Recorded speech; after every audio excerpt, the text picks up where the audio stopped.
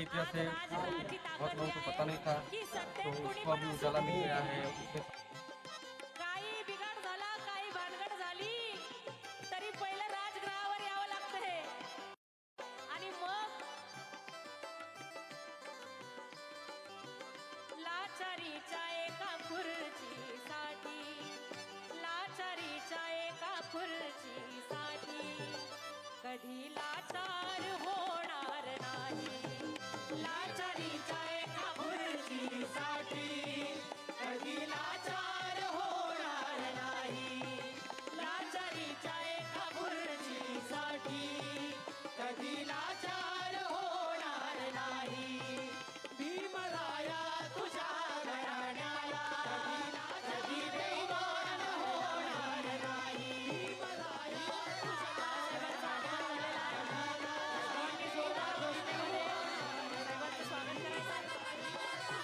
वंचित बहुजन आघाडीचे राष्ट्रीय अध्यक्ष माजी खासदार श्रद्धेय बाळासाहेबजी आंबेडकर साहेबांचं आगमन या ठिकाणी झालेलं आहे. वंचित बहुजन डॉक्टर बाबासाहेब आंबेडकर माजी खासदार श्रद्धेय बाळासाहेबजी आंबेडकर साहेबांचं आगमन या ठिकाणी झालेलं आहे. वंचित बहुजन डॉक्टर शिवाजी महाराजांचा माजी खासदार श्रद्धेय बाळासाहेबजी आंबेडकर साहेबांचं आगमन या ठिकाणी झालेलं आहे. वंचित बहुजन आघाडीचे राष्ट्रीय अध्यक्ष माजी खासदार आपल्या सर्वांचे सन्माननीय मार्गदर्शक बहुजन आघाडीचे श्रद्धेय बाळासाहेबजी आंबेडकर साहेबांचं या विचारपीठावरती आगमन झालेलं आहे. आपल्या सर्वांचे जोरदार टाळ्यांनी आपण साहेबांचं स्वागत करूया. श्रद्धेय बाळासाहेबजी आंबेडकर साहेबांचं या विचारपीठावरती या शाहू नगरीमध्ये जोरदार टाळ्यांनी आपण वंचित बहुजन आघाडीचे राष्ट्रीय अध्यक्ष आंबेडकर साहेबांचं माननीय बाळासाहेबजी आंबेडकर साहेबांचं मनपूर्वक स्वागत. वंचित बहुजन त्याचबरोबर या विजयी संकल्प मेळाव्यासाठी या महासभेसाठी वंचित बहुजन आघाडीचे सर्व पदाधिकारी माननीय अध्यक्ष उपाध्यक्ष सचिव महासचिव या सर्वच मान्यवरांचं स्वागत. यानंतर मी समता सैनिक दलाला विनंती करतो की आपल्या मानवंदनेनं श्रद्धेय बाळासाहेबजी आंबेडकर साहेबांचं या ठिकाणी स्वागत संपन्न व्हावं. सर्वच महापुरुषांना त्रिवार वंदन.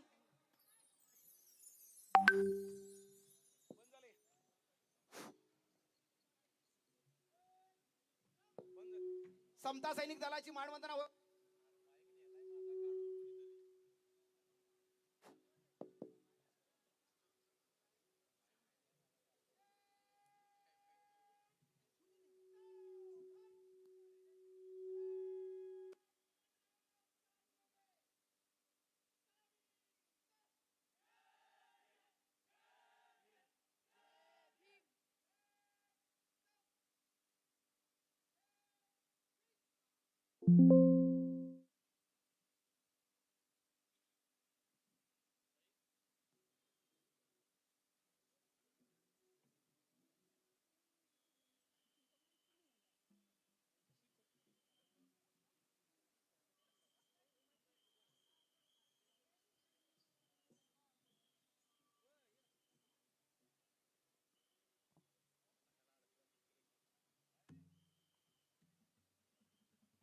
हॅलो.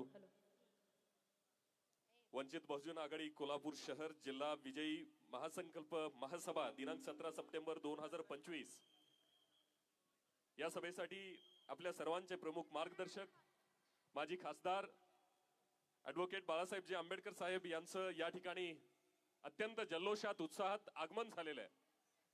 कोल्हापूर नगरी ही ऐतिहासिक नगरी आहे. आपण या दसरा चौकात ही महासभा घेतो आहोत.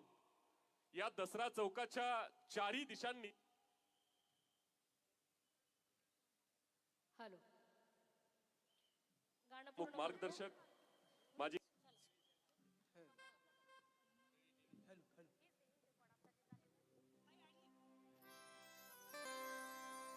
अतिशय योग्य वेळी मी हे गाणं म्हणते आहे. बाळासाहेब मंचावर आहेत आणि ज्यांच्यासाठी हे गाणं आहे लिहिलं आहे त्यांच्या समोर हे गाणं म्हणणं हे एक भाग्य असतं. म्हणून हे गाणं अतिशय योग्य वेळेला सुरू आहे. तुझ्या नातवाच्या रूपात बाबा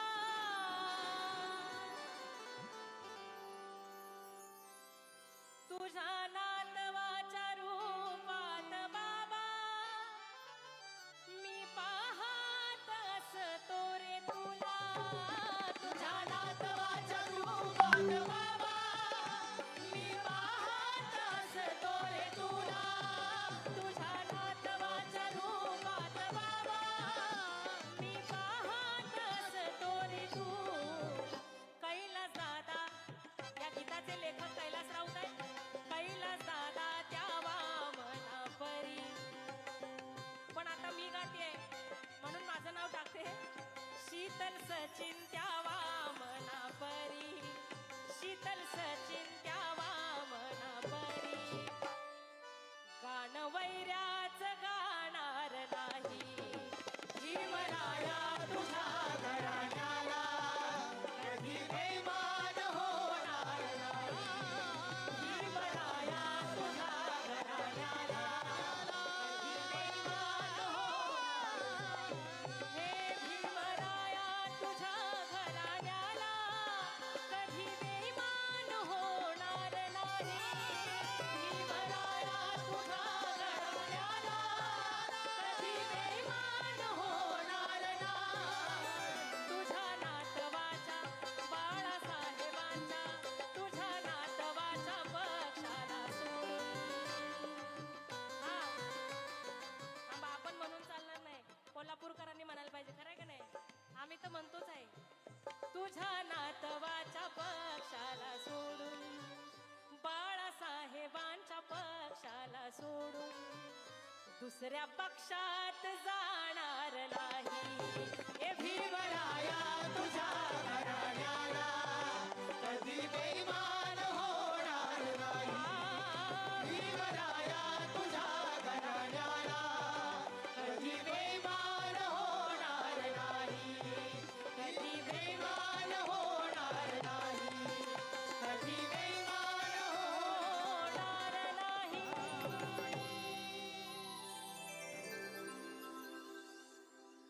आणि ज्या वंचित बहुजन आघाडीची ही संकल्प महासभा आहे त्या वंचितचं विजयी गीत वंचितचं थीम सॉन्ग तुमच्या समोर घेतो आणि मग आम्ही थांबू.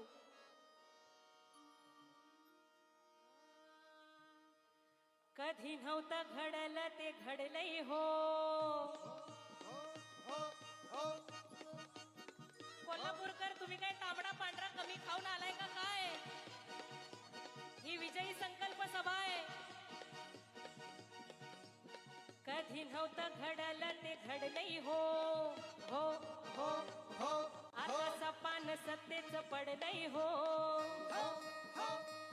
हे कधी नव्हतं घडलं ते घडलंय हो. आता सपान सत्तेच पडलंय. बाळासाहेबांची गर्जना स्वराज्याची घोषणा बहुजनांनी चुकली या गाडी. आली वंचित वंचित वंचित वंचित वंचित आघाडी. आली वंचित वंचित वंचित वंचित वंचित आघाडी. आली वंचित वंचित वंचित वंचित बहुजन आघाडी.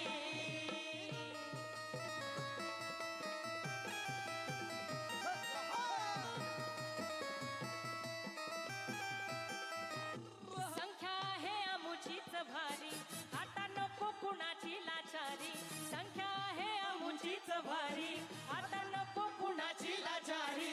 आमच्या हातात सत्तेची दोरी प्रस्थापितांनो फिरा माघारी. बाळासाहेबांची गर्जना स्वराज्याची घोषणा आम्ही उभारू सत्तेची गुढी. पिढ्यानपिढ्या घराणेशाहीची सत्ता गिरवत बसली यांचाच कित्ता. आणि राजा येऊ द्या मताच्या पेटीतून आता घडवू नव्या महाराष्ट्राची गाथा. दारू घडू दे आता दारू घडू दे वंचितांना सत्तेच दारू घडू दे. दारू घडू दे आता दारू घडू दे वंचितांना सत्तेच दारू घडू दे. दारू घडू दे आता दारू घडू दे वंचितांना सत्तेच दारू घडू दे. आली वंचित वंचित वंचित वंचित वंचित आघाडी. आली वंचित वंचित वंचित वंचित बहुजन आघाडी. जय भीमवाल्यांची मजबूत साथ बहुजनांशी सर्वांशी जोडून नात, जाती धर्मावर करून मात, आले वंचित टाकून खात, बाळासाहेबांची गर्जना, स्वराज्याची घोषणा, संविधानाची लावली गोडी,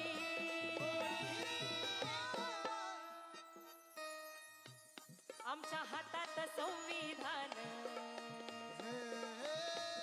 आमच्या हृदयात स्वाभिमान, आमच्या हातात संविधान, आमच्या हृदयात स्वाभिमान, घेऊन समतेचं भान मिळवू सत्तेचं स्थान, आता पेटवा विधान नका राहू गुमान. Yeah, tell me, Karan.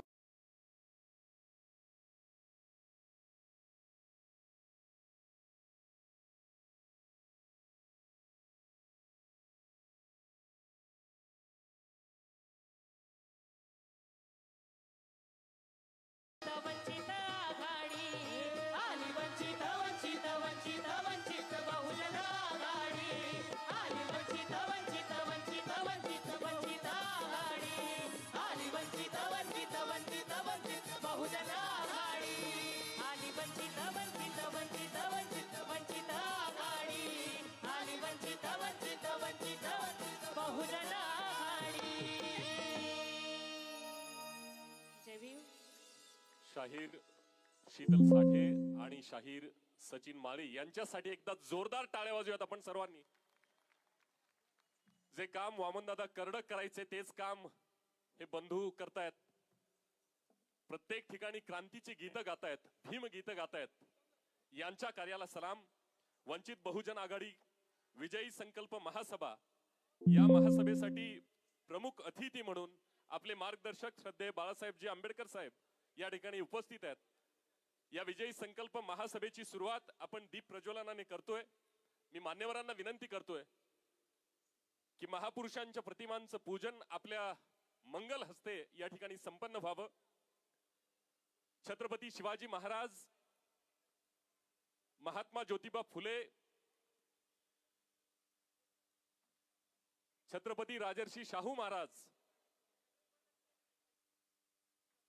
भारतीय घटनेचे शिल्पकार Bodhisattva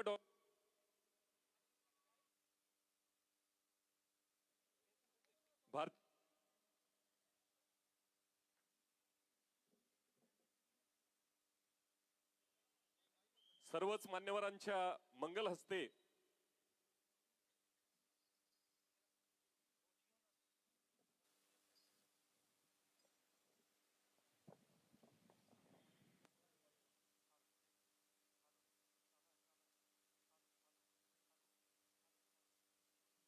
hello, check check.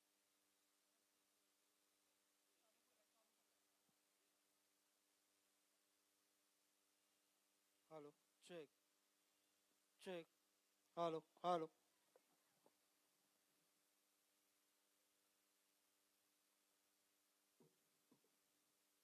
Hello.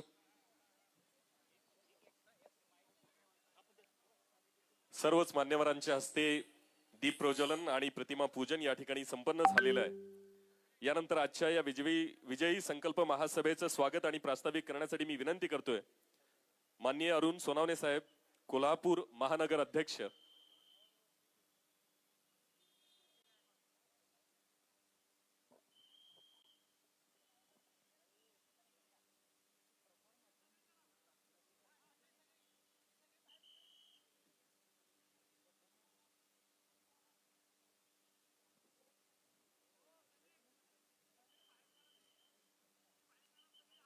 सर्वांना सविनय जय भीम. आज आपल्या वंचित बहुजन आघाडी पक्षाची विजयी संकल्प महासभा आज कोल्हापूर जिल्हा कमिटीच्या वतीने आयोजित करण्यात आलेली आहे. या सभेला आपल्याला मार्गदर्शन करण्यासाठी वंचित बहुजन आघाडी पक्षाचे आपले सर्वांचे लाडके आणि सन्माननीय श्रद्धेय बाळासाहेबजी आंबेडकर आपल्याला उपस्थित राहिले आहेत. या कार्यक्रमाचे अध्यक्ष आमचे कोल्हापूर जिल्हाध्यक्ष उत्तरचे जनार्दनजी गायकवाड, दक्षिणचे बाबूराव आयवाळे सर, या कार्यक्रमासाठी प्रामुख्यानं उपस्थित झालेले राज्य कमिटीतील पदाधिकारी तसेच आमच्या राष्ट्रीय उपाध्यक्षा माननीय डॉक्टर क्रांतीताई सावंत, आमच्या पक्षाचे मुख्य प्रवक्ते माननीय सिद्धार्थ मोकळे दादा, राज्य उपाध्यक्ष व तसेच राज्य प्रवक्ता व उपाध्यक्ष प्राध्यापक सोमनाथजी साळुंके सर, माननीय इम्तियाजी नदाब साहेब, राज्य प्रवक्ता व समोर उपस्थित बंधू आणि भगिनींनो, या सर्वांचं मी स्वागत करतो. तसेच मी जिल्हा कमिटीच्या वतीनं माननीय बाळासाहेबांचा सत्कार करण्यासाठी सर्वांना विनंती करतो.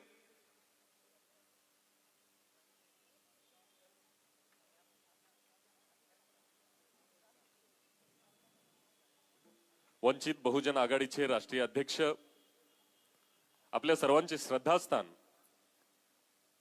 माननीय ॲडव्होकेट प्रकाशजी तथा बाळासाहेब आंबेडकर साहेबांचा सत्कार शहर आणि जिल्हा कार्यकारिणीच्या वतीने या ठिकाणी संपन्न होतो आहे. या सत्काराला आपण जोरदार टाळ्यांनी अनुमोदन देऊयात. आदरणीय बाळासाहेबजी आंबेडकर साहेबांच्या डोक्यावरती कोल्हापुरी फेटा, प्रेमाचं प्रतीक म्हणून स्नेहवस्त्र आणि पुष्पहार अर्पण करून या ठिकाणी आदरणीय बाळासाहेबांचा सत्कार या ठिकाणी संपन्न होतोय. जोरदार टाळ्यांनी आपण या सत्काराला अनुमोदन देऊयात. या विजय असो. हम तुम्हारे साथ है. विजय असो.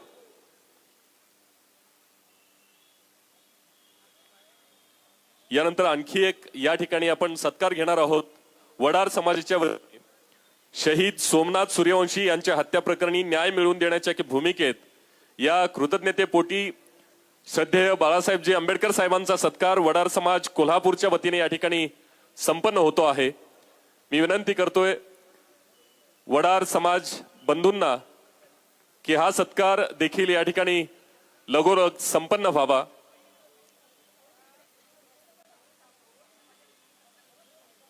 या देशामध्ये किंवा राज्यामध्ये जेव्हा जेव्हा वंचित घटकांवरती, शोषित घटकांवरती अन्यायाची भूमिका आपल्याला दिसते, तेव्हा एक आवाज आपल्या सर्वांसोबत आशीर्वादाच्या रूपाने ठामपणे उभा असतो. तो आवाज म्हणजे आपल्या सर्वांचे श्रद्धेय बाळासाहेबजी आंबेडकर साहेब यांचा सत्कार या ठिकाणी वडार समाजाच्या वतीने या ठिकाणी होतो आहे. त्यानंतर ओबीसी समाजाच्या वतीने देखील आदरणीय बाळासाहेबजी आंबेडकर साहेबांचा सत्कार या ठिकाणी घेणार आहोत.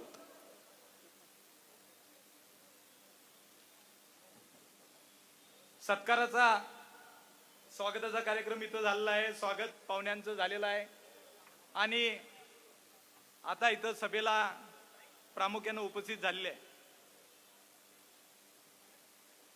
बंधू आणि भगिनींनो, आजची सभा ही कुणाला सांगायची गरज नाही की इथं वडार समाजाच्या वतीने जो सत्कार होत आहे, 2 मिनिट आपण तो सत्काराचा कार्यक्रम संपन्न होते.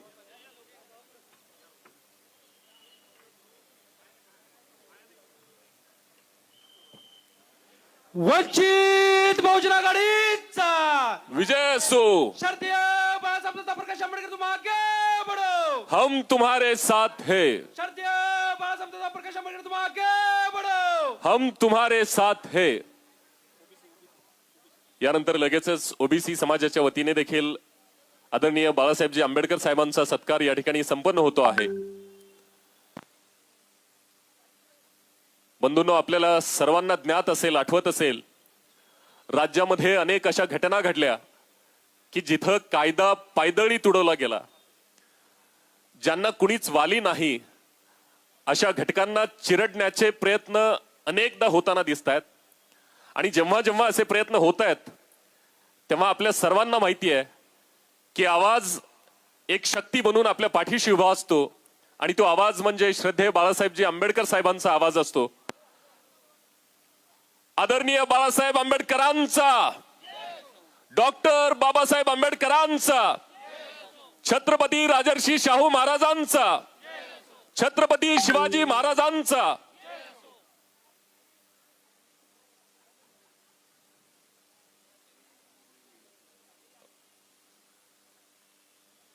विनंती करतोय अरुणजी सोनवणे साहेब.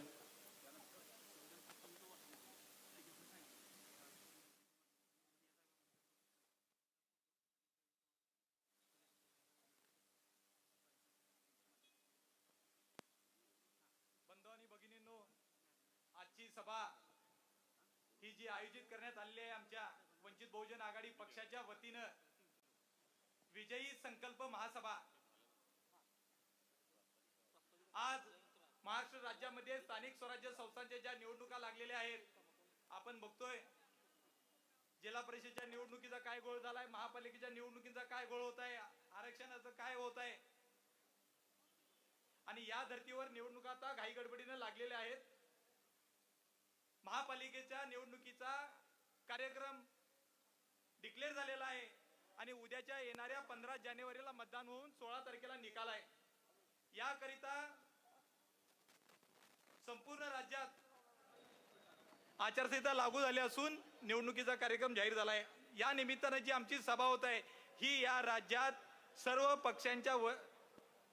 पक्षांच्या अगोदर मी म्हणेन की आमचीच पहिला सुरुवात झालेली आहे. ओपनिंग बॅट्समन आम्ही आहे. ज्या पद्धतीने आज आम्ही ओपनिंग बॅट्समन म्हणून सुरुवात करतोय, तर इथं साहेब आम्ही 81 रनाचं टार्गेट आहे, पण अर्धशतक केल्याशिवाय सोडायचं नाही असं तरी प्रयास करतो. आपण बघतोय कोल्हापुरात बरेच प्रश्न आहेत. कोल्हापुरात पाण्याच्या पाईपलाईनचा प्रश्न आहे. थेट पाईपलाईन झाली. थेट पाईपलाईन जरी झाली तरी ऐन गणपतीत आपल्याला पाण्यासाठी वणवण करावं लागलं. गणपतीचे मांडव रस्त्यात होते. झोपडपट्टीत गरीब लोकांच्या याच्यामध्ये टँकर पुरवताना पाणी टँकर जात नव्हते मांडव असल्यामुळं. तेथे आम्हा जनतेला, या गरीब जनतेला सगळ्या पाण्यासाठी वणवण करावं लागलं. ऐन गणपतीत गणेशोत्सव काळामध्ये पाणी आपल्याला मिळालं नाही. प्रशासन करतंय तरी काय? या जिल्ह्यातले नेते मंडळी करतात तरी काय? का पालकमंत्र्याचं लक्ष नाही आहे? का आमदार साहेबांचं लक्ष नाही आहे? हा संशोधनाचा विषय आहे. प्रश्न आहे तिथंच आहेत. जे ते फक्त आपलं निवडणुका येतात, आश्वासनं देतात, आपली पोळी भाजून घेतात आणि निघून जातात. पण जनता आहे तिथंच आहे. म्हणून माझा या खऱ्या अर्थाने या सर्वांना प्रश्न आहे की जनतेला कोण वाले आहे का नाही. म्हणूनच आम्ही वंचित बहुजन आघाडी म्हणून सर्वसामान्यांच्या प्रश्नासाठी आणि सर्वसामान्यांचा जो अन्याय होत आहे त्या सर्वांसाठी एकमेव, या सर्वांसाठी जर कोण उभं राहत असेल तर फक्त आणि फक्त एकमेव म्हणजे आदरणीय बाळासाहेब आंबेडकर साहेब. आज सभेला सुरुवात होताना बऱ्याच लोकांचे फोन आले, अहो सभा होणार आहे का नाही. मी म्हटलं का आमची सभा तर ठरलेली आहे. अहो आम्हाला सांगतात आचारसंहिता लागली, सभा कॅन्सल झालं. मी म्हटलं असं काही नाही आहे, सभा होणार आहे. आदरणीय बाळासाहेब आंबेडकर आपल्याला मार्गदर्शन करणार आहेत. तुम्ही सभेला बहुसंख्येने यायचं आहे. म्हणजे याचा अर्थ एक दुसरी टीम त्या कामाला लागली की ही सभा यशस्वी होऊ नये. कोल्हापुरात एवढ्या मोठ्या प्रमाणात वंचित बहुजन आघाडी आज ताकदीनं कोल्हापूर महानगरपालिकेच्या 20 प्रभागात 81 पदांकरिता निवडणूक लढवण्याचा निर्धार करून आज उतरत आहे. बऱ्याच पक्षांचे प्रस्ताव येत आहेत, बोलणी चालू आहे. पण योग्य सन्मानजनक जर परिस्थिती असेल तर आम्ही ती माननीय बाळासाहेबांना कळवू आणि त्याप्रमाणे माननीय बाळासाहेब जे काय आदेश देतील त्याप्रमाणे ती पुढची कार्यवाही असेल. मित्रांनो, आजपर्यंत आपण बघत आलेलो आहोत, निवडणुका येतात, ओबीसी समाजासाठी, दलित मुस्लिम समाजासाठी नुसता आश्वासनाची खैरात होते, पण निवडणुका झाल्या की सगळ्यांना त्याचा विसर पडतो. म्हणून मला प्रामुख्याने आपल्याला सांगायचं आहे, ओबीसीसाठी जर खऱ्या अर्थानं प्रामुख्यानं आवाज उठवला आणि त्यांच्या बाजूनं अगदी कणखरपणे जर ते कोण थांबलं आणि अजून सुद्धा त्यांच्या पाठीशी आहेत तर ते फक्त आणि फक्त म्हणजे आमचे आदरणीय बाळासाहेब. म्हणून मला ओबीसी समाजातील लोकांना तसेच इतर आपल्या सर्व बहुसमाजातील लोकांना सांगायचं आहे, निवडणुका परत आलेल्या आहेत, परत तुम्हाला आश्वासनांची खैरात होणार आहे, परत तुमच्यावर आणि काय काय बरेच आश्वासने दिली जाणार आहेत. त्या सगळ्याला बळी न पडता आपण वंचित बहुजन आघाडीच्या उमेदवारांच्या पाठीशी राहायचं आहे. आम्ही पण ही निवडणूक करो या मरो आणि जिंकण्याच्याच हिशोबाने लढणार आहोत. मग ते तन मन धन अगदी जो सच्चा कार्यकर्ता आहे त्यालाच उमेदवारी देण्यात येईल. नाहीतर बाकीचे पक्ष सांगत आहेत की ज्याची निवडून येण्याची क्षमता आहे, ज्याच्याकडे प्रचंड पैसा आहे त्याला उमेदवार देणार. का बाबांनो, गरीब उमेदवारांना का उभं राहायचं नाही का? त्याला पण लोकशाहीनं हक्क दिलाय ना. तर आपण एखाद्या गरीब उमेदवाराला सुद्धा उमेदवारी दिली पाहिजे. त्याच्यात जर ते पोटेन्शियल असेल, निवडून येण्याची क्षमता, आपण जर त्याला ताकद दिली, जरा पुशअप केलं तर निश्चितच निवडून येईल. तुम्ही नुसता जर धनदांडक्यांना आणि घराणेशाहीच्या लोकांना जर तिकीट देणार असाल तर ते अजिबात आम्ही खपवून घेणार नाही. म्हणूनच आम्ही वंचित बहुजन आघाडीच्या माध्यमातून 81 जागांकरता निवडणूक लढवण्याचा निर्धार केला आहे. अजून बरेच वक्ते बोलणार आहेत, त्यामुळे आता मी तर जास्ती वेळ घेणार नाही. आज आपण सगळ्याला ज्यांची आतुरतेनं वाट बघत आहोत, माननीय बाळासाहेबांना ऐकायला आपण सगळी जमलेलो आहोत. त्यामुळे मी इथं थांबतो. जय भीम, जय हिंद, जय शिवराय. यानंतर मी विनंती करतोय अरुणजी सोनवणे साहेब, शहराध्यक्ष, की आपल्या हस्ते आदरणीय बाळासाहेबजी आंबेडकर साहेबांचा एक सत्कार या ठिकाणी संपन्न व्हावा. यानंतर मी विनंती करतोय माननीय बाबूराव आईवाळे, जिल्हाध्यक्ष कोल्हापूर दक्षिण, माननीय अरुण सोनवणे साहेब, कोल्हापूर महानगर अध्यक्ष, यांच्या हस्ते आदरणीय बाळासाहेबजी आंबेडकर यांचा सत्कार संपन्न होतोय.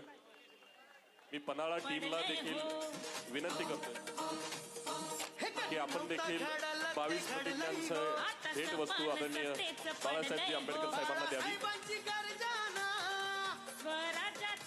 डॉक्टर बाबासाहेब आंबेडकरांचा, आदरणीय बाळासाहेब आंबेडकरांचा.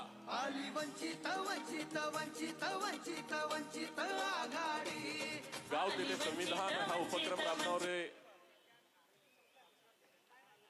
वंचित बहुजन आघाडी. वंचित वंचित वंचित वंचित वंचित आघाडी. आपल्याशी संवाद साधतील माननीय बाबूराव आईवाळे, जिल्हाध्यक्ष कोल्हापूर दक्षिण. सर्वांना जय भीम. जय भीम. आज आपण विजयी संकल्प महासभेसाठी एकत्र आलेलो आहोत. या निमित्तानं आजच्या या कार्यक्रमाचे प्रमुख मार्गदर्शक श्रद्धेय ॲडव्होकेट बाळासाहेब आंबेडकर साहेब, प्रदेश राज्य उपाध्यक्षा सावंत मॅडम,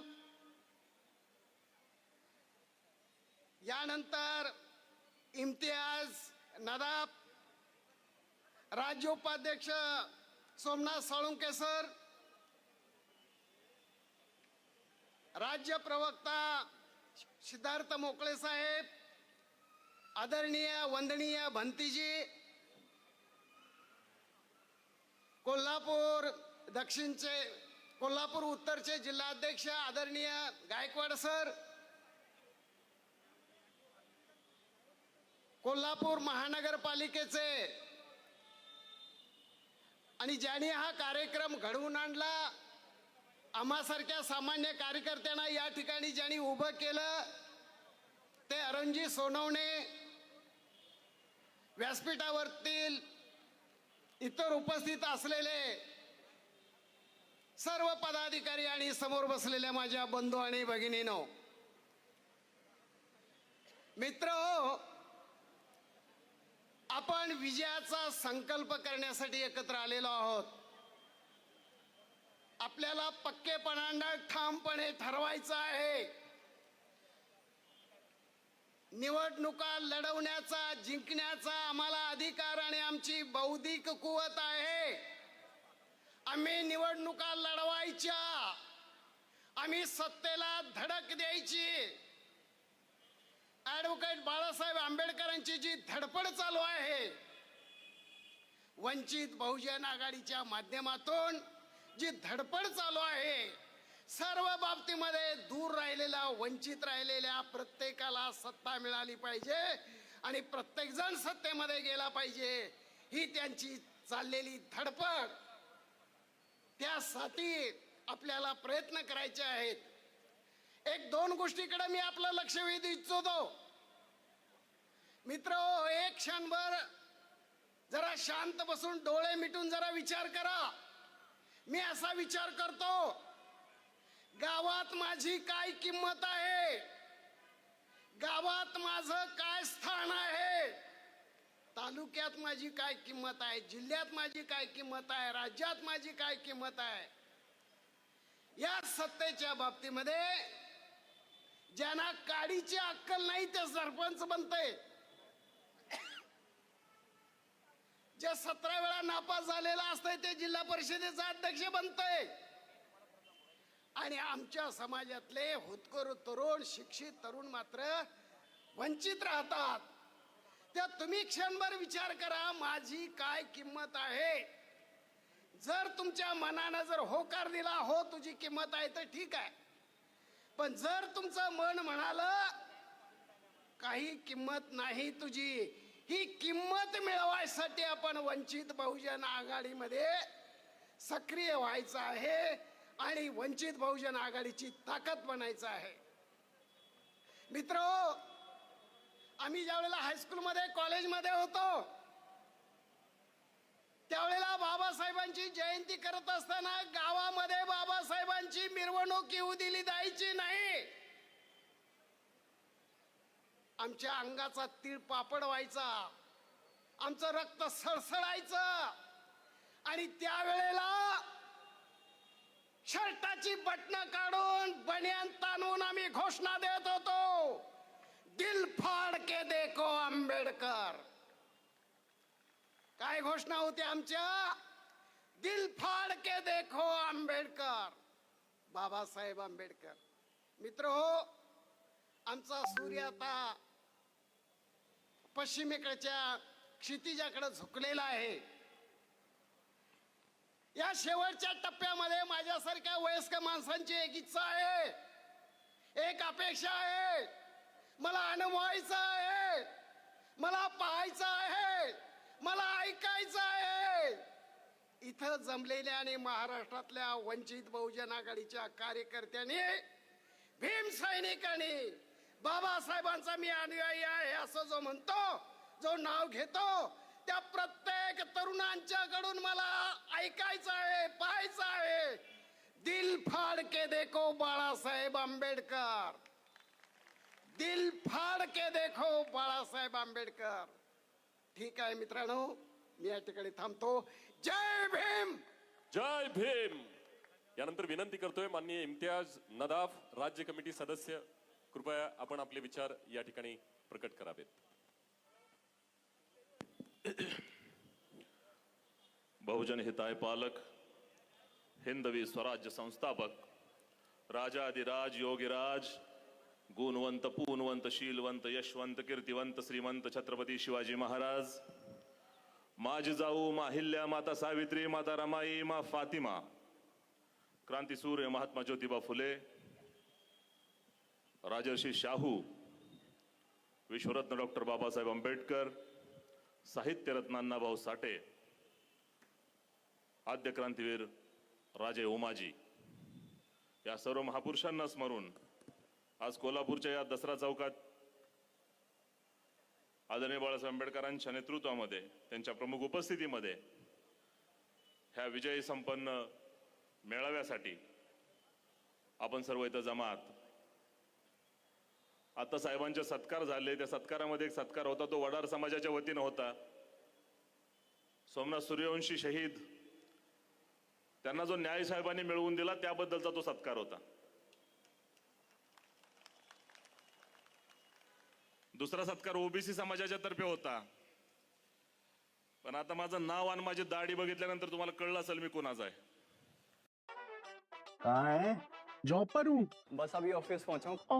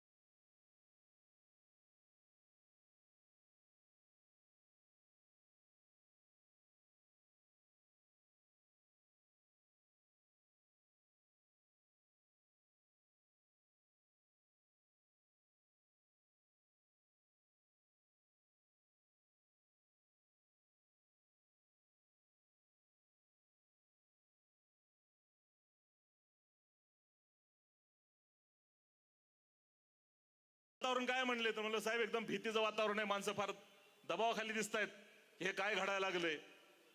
म्हणलं तुमची काय नियोजन आहे. म्हणलं साहेब एकदा जर तुम्ही जिल्ह्यात येऊन जर मिटिंग एक सभा घेऊन गेला आणि एक वेळ जर वंचितच्या कार्यकर्त्यांनी म्हणलं आपण सगळ्यांनी मिळून जर ह्यांची एकदा कान उघडणी केली तर निश्चितपणानं वातावरण खुलेल.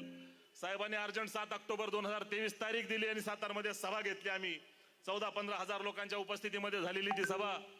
त्या सभेमध्ये आमचे प्रवक्ते, आमचे कार्यकर्ते, आमच्या पक्षाच्या तमाम नेत्यांनी ज्या पद्धतीनं ती सभा गाजवली त्याच्यानंतर ही क्यू गेली 2-3 वर्ष पूर्णपणे शांत आहे. लक्षतीर्थ वसाहतीनंतर एक सोलापूरमध्ये शास्त्रीनगर आहे. त्या सोलापूरच्या शास्त्रीनगरमध्ये मुसलमानांच्या वस्तीमधून मिरवणूक चालली होती. मुसलमानांनी दगडफेक केली म्हणून त्यांच्यावर गुन्हे दाखल करण्यात आले, हाफ मर्डरच्या केसेस टाकण्यात आल्या. अचानक उठून 10-15 पोरं उचलायला सुरुवात झाली. तिथल्या कार्यकर्त्यांचा मला फोन आला, इम्तियाज भाई ऐसा रात को हो रहा है. साहेबांना मी फोन केला, साहेब म्हणले इम्तियाज सकाळी भेट. मी साहेबांना भेटायला गेलो, साहेबांनी फोन केला आणि डिपार्टमेंटला सांगितलं बाबा काय झालं. म्हणले त्यांनी अशा पद्धतीने दगडफेक केली. म्हणले तुम्हाला त्यांच्या गल्लीतनं जायला त्या मिरवणुकीला परवानगी द्यायच्या कुणी सांगितलं, कशा म्हणून दिली. आणि त्यांनी जर स्वतःच्या गल्लीत आल्यानंतर दगडफेक केली असेल तर ह्याला काय फक्त अटॅक म्हणतात का, ह्याला सेल्फ डिफेन्स म्हणतात. दुसऱ्या मिनिटाला तो विषय थांबला. मित्रांनो, मी ज्या मान खटाव मध्ये होतो त्या मान खटाव मधल्या तब्बल 22 ते 19 गावांमध्ये मित्रांनो टिपू सुलतानचं स्टेटस ठेवलं म्हणून लोक तरुण पोरांना जमिनीवर नाक रगडा लावण्याचे प्रकार घडले. या संविधानाचे अधिकार वापरल्यानं संविधान मजबूत होतं. झुंडशाहीचा वापर केल्यानं संविधानाचे अधिकार नाकारले जातात आणि संविधानाचे अधिकार नाकारले गेल्यामुळे, संविधानाचे हक्क नाकारले गेल्यामुळे, संविधान न वापरल्यामुळे संविधान कमजोर होतं. मुसलमानांना औरंगजेबाच्या स्टेटसवरून, टिपू सुलतानच्या स्टेटसवरून ज्या पद्धतीनं झुंडशाहीनं प्रताडित केलं, त्यानंतर संविधानाची ताकद दाखवण्यासाठी की तुम्हाला जर रोखायचंय कुणाला कुठं जाण्यासाठी, कुणाचा प्रचार प्रसार करण्यासाठी, शासन तुमचं आहे, प्रशासन तुमचं आहे, कायदा करा, हे ठणकावून सांगणारे बाळासाहेब आंबेडकर होते. मला वाईट वाटतं कोल्हापूरच्या मुसलमानांनो, आज ती वेळ होती तुम्हाला त्या गोष्टीचं कुठेतरी कृतज्ञता व्यक्त करता आली असती. वडार समाजानं एक त्यांच्यासाठी काम केलं, त्याची एवढी मोठी जाणीव ठेवली. महाराष्ट्राच्या कानाकोपऱ्यातून वडार समाज थँक्यू म्हणाले तो साहेबांना. तुम्हाला काय झालंय? या मुस्लिम बोर्डिंगच्या समोर उभा राहून विचारतो मी, यार तुम्हाला काय झालंय? ह्या कोल्हापूर पासून साहेब गेल्या 15 दिवसापूर्वी 40 किलोमीटरवर एक गाव आहे. त्या गावामध्ये 150 मुसलमानांची घरं आहेत. एक उर्दू शाळा आहे. त्या उर्दू शाळेत जाणाऱ्या मुलींना मखनी नाही घालायची, पोरांनी टोप्या नाहीत घालायच्या, शाळा उर्दू आहे.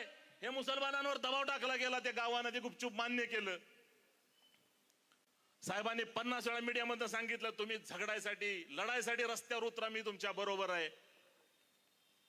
50 प्रकरणं साहेबांनी अंगावर घेतली. पण यांचं झालंय कसं? तुम लढो हम कपडे सांभाळते. साहेबांनीच लढायचं, साहेबांनीच जिंकायचं, हे फक्त टाळ्या वाजवणार.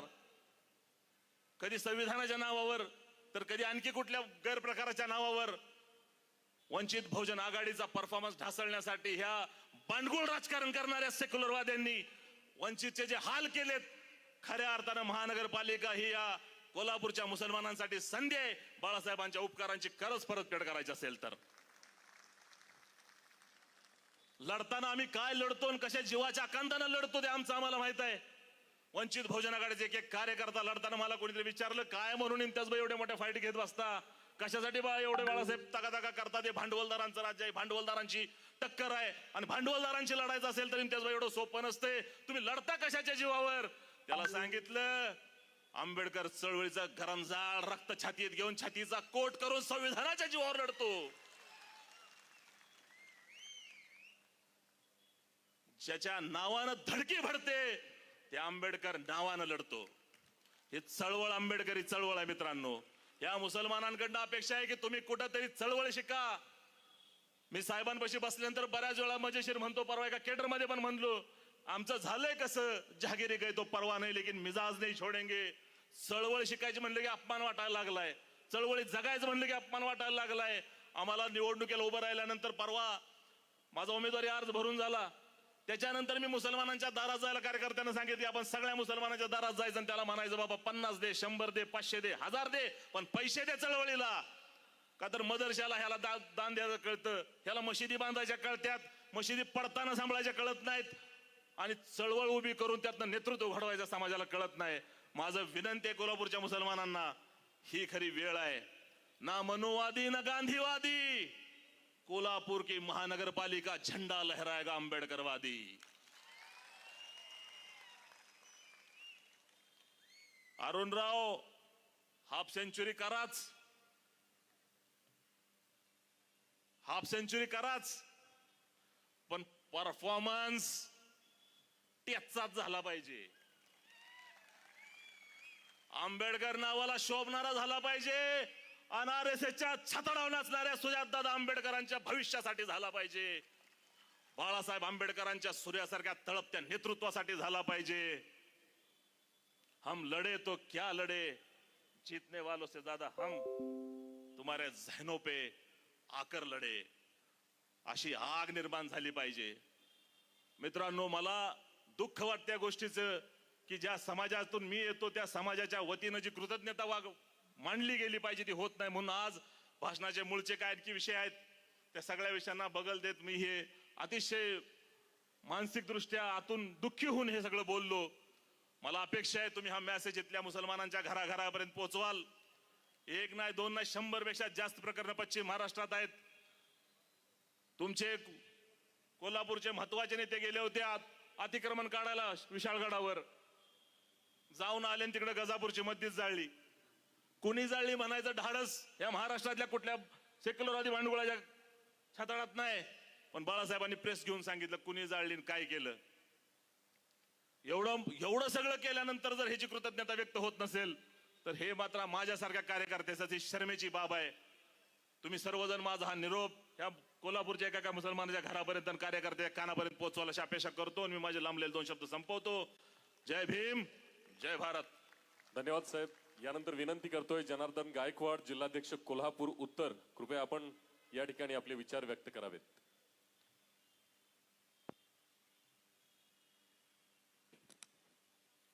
सर्वप्रथम सर्वांना क्रांतिकारी जय भीम. सर्व महामानव महामाता यांच्या विचारांना प्रथमतः अभिवादन करतो. आज या ठिकाणी वंचित बहुजन आघाडी कोल्हापूर शहर आणि कोल्हापूर जिल्ह्याच्या वतीनं विजयी संकल्प महासभेचं आयोजन केलेलं आहे.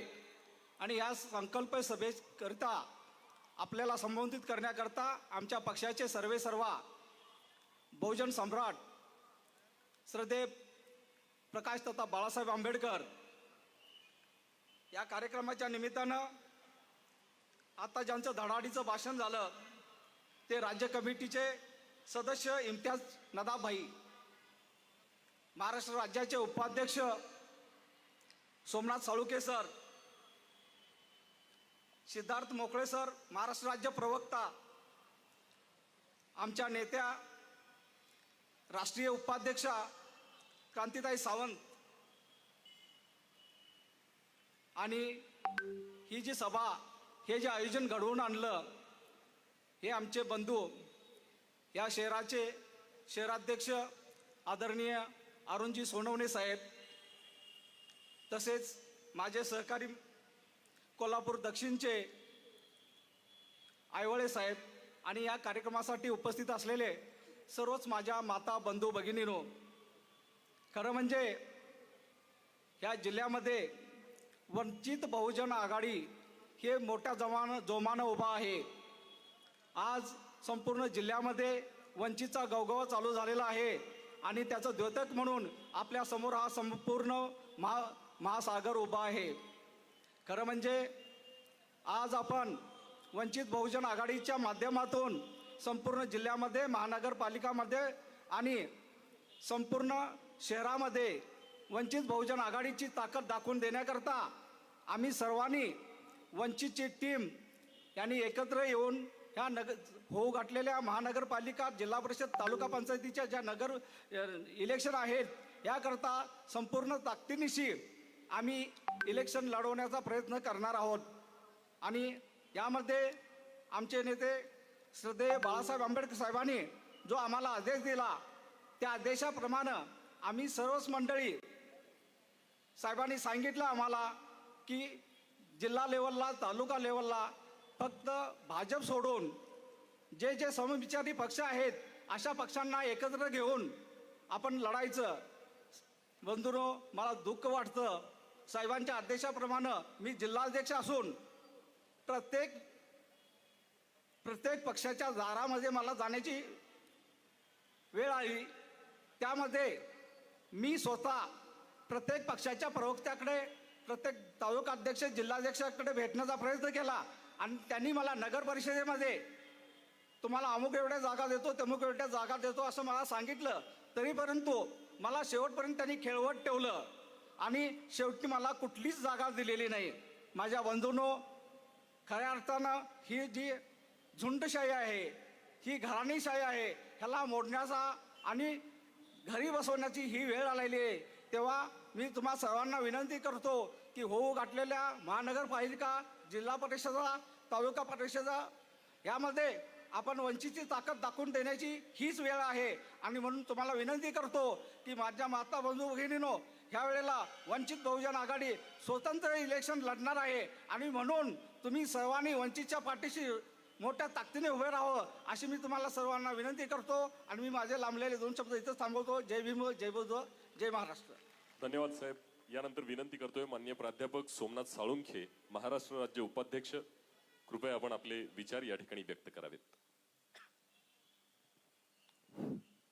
वंचित बहुजन आघाडी कोल्हापूर जिल्हा आणि शहर यांच्या वतीने आयोजित आजच्या विजयी संकल्प महासभेमध्ये उपस्थित असणारे आपले नेते श्रद्धेय बाळासाहेब आंबेडकर, पक्षाच्या राष्ट्रीय कमिटीच्या उपाध्यक्षा डॉक्टर क्रांतिताई सावंत, पक्षाचे मुख्य प्रवक्ते सिद्धार्थ मोकळेजी, पक्षाचे नेते इम्तियाज नदाबजी,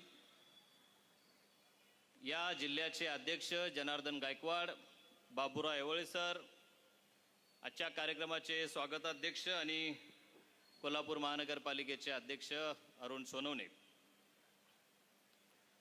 आजच्या माझ्या मनोगताला सुरुवात करण्यापूर्वी किंवा सुरुवातीला कोल्हापूर जिल्ह्यातील तमाम बहुजन चळवळीतील काम करणाऱ्या बंधू भगिनींना 2 घटना मला सांगायच्या आहेत. पहिली घटना मध्य प्रदेशमध्ये मागच्या वर्षीच ती घडली, हायकोर्टापर्यंत ती पोचली. कुशवा नावाचा एक ओबीसी तरुण,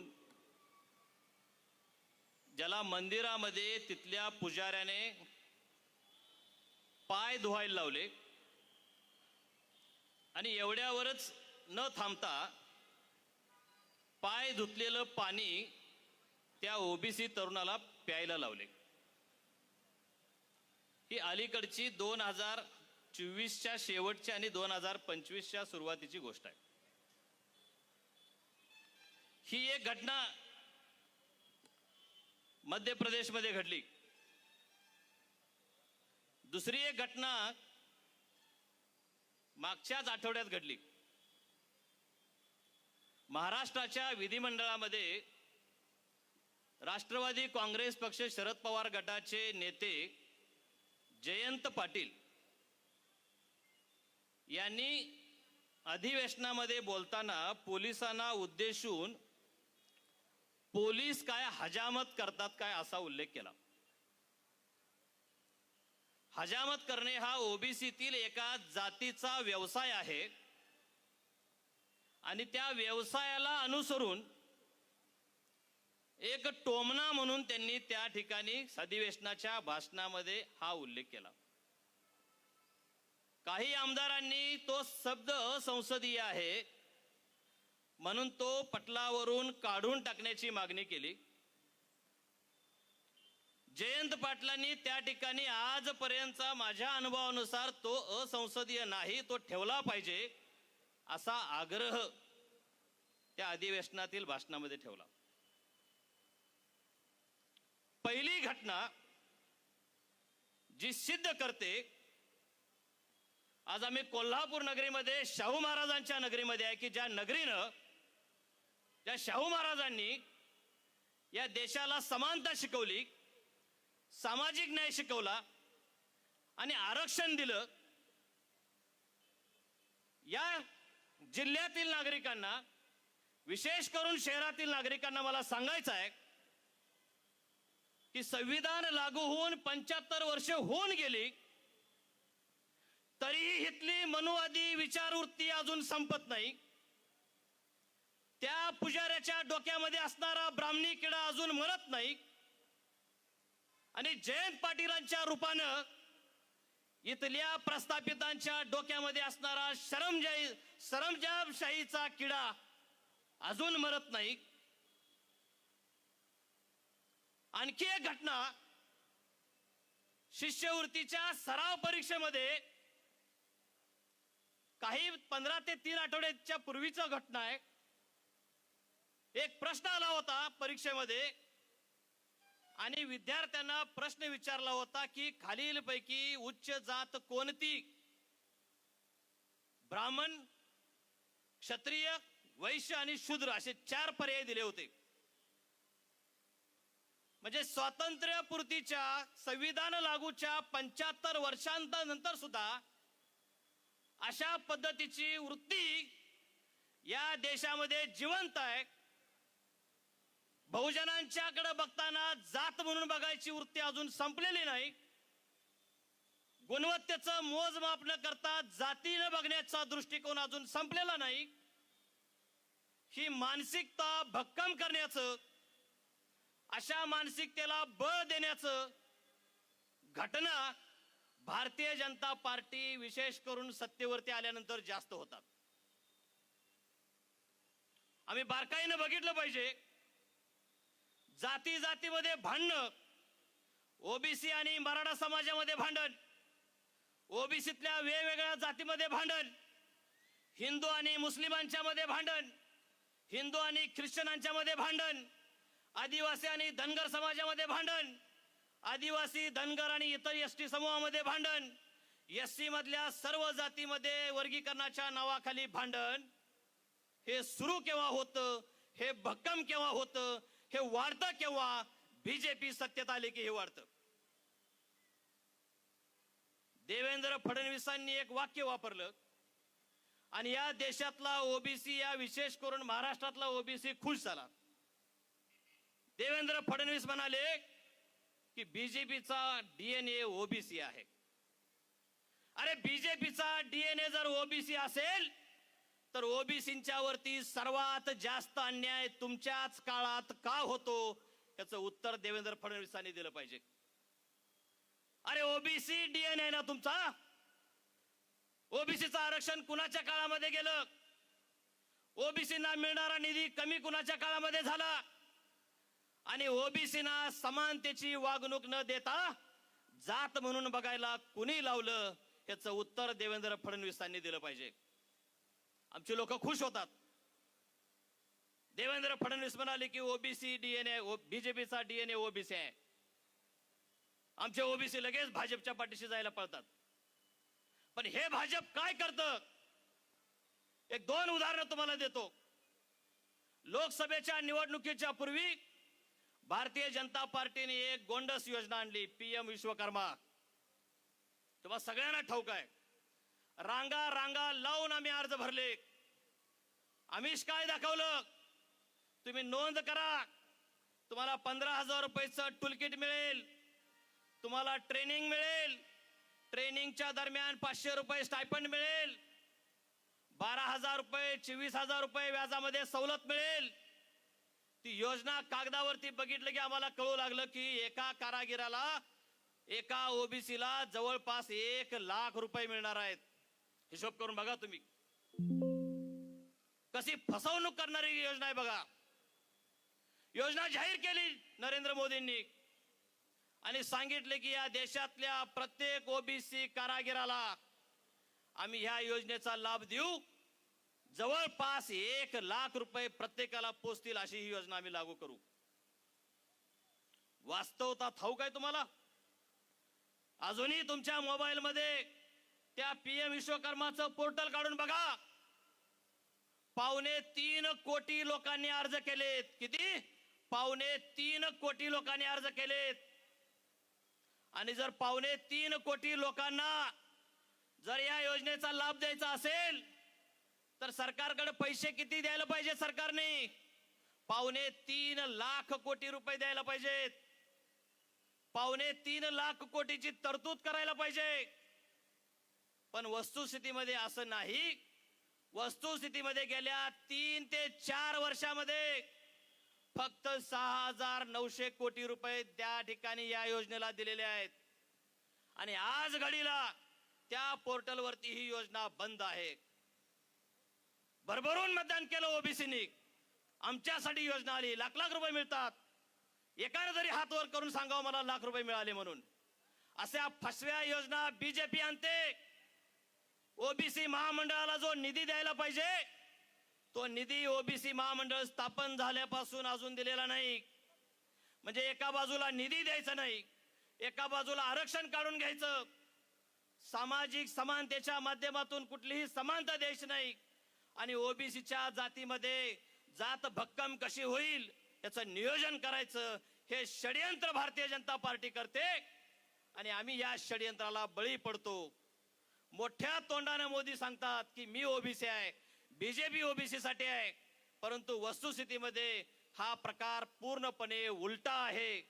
तमाम कोल्हापूर जिल्ह्यातील ओबीसींना, तमाम महाराष्ट्रातील ओबीसींना मला आवाहन करायचं आहे की आता बीजेपी आणि त्यांच्या मित्रपक्षांच्या भूलथापांना बळी पडायचं नाही, बीजेपीला मतदान करायचं नाही. आमची लोक हुशार.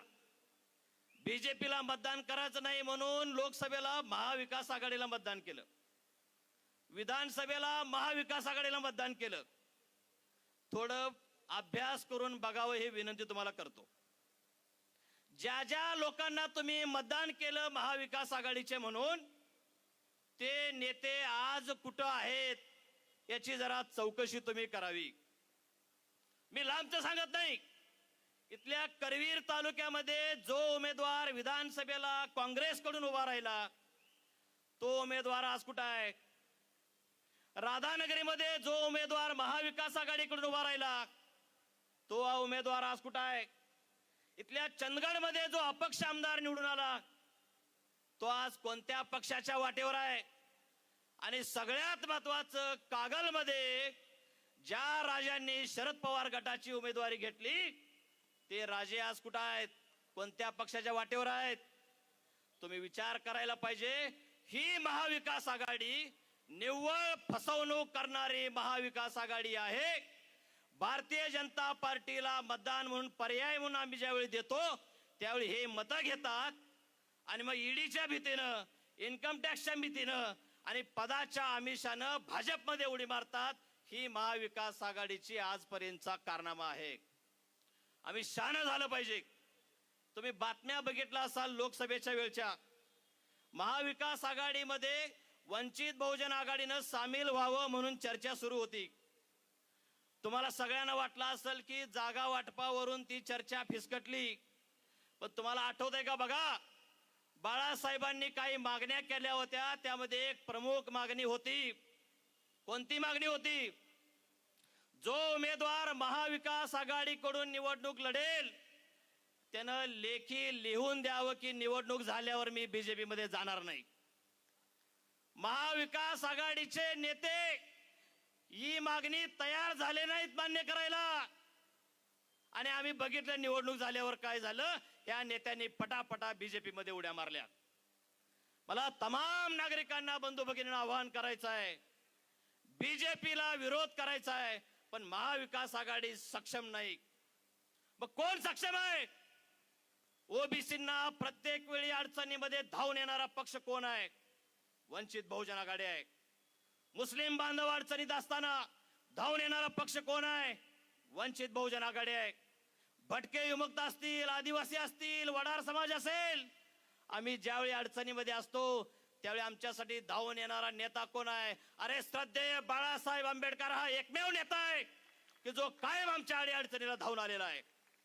आणि म्हणून आमच्या विचारांचं, बाळासाहेबांच्या विचाराचं, वंचित बहुजन आघाडीचं सरकार आणण्यासाठी वंचित बहुजन आघाडीला मतदान करणे हा एकमेव पर्याय आपल्या पुढे शिल्लक राहिलेला आहे. वंचित बहुजन आघाडीला मतदान करून आपण सगळे सत्तेमध्ये सहभागी होऊयात. आपल्या विचारानं चालणारं सरकार आपण निवडून आणूयात. या कोल्हापूरच्या महानगरपालिकेमध्ये, या कोल्हापूरच्या जिल्हा परिषदेमध्ये आणि या कोल्हापूरच्या 12 तालुक्यातल्या पंचायत समितीमध्ये वंचित बहुजन आघाडीचे प्रतिनिधी निवडून गेले पाहिजेत नव्हे तर वंचित बहुजन आघाडी सत्तेमध्ये आली पाहिजे असा प्रण आपण या ठिकाणी करायचा आहे आणि वंचित बहुजन आघाडीला प्रचंड बहुमताने निवडून द्यायचं आहे. आजच्या या सभेच्या माध्यमातून महापालिकेच्या आणि स्थानिक स्वराज्याच्या निवडणुकीचं रणशिंग आपण फुंकलेलं आहे. आपण सर्वांनी वंचित बहुजन आघाडीच्या पाठीशी भक्कमपणे उभं राहावं असं आवाहन करतो आणि माझं मनोगत थांबवतो. जय भीम. धन्यवाद साहेब. यानंतर विनंती करतोय माननीय प्राध्यापक सिद्धार्थ मोकळे, महाराष्ट्र राज्य प्रवक्ता, वंचित बहुजन आघाडी.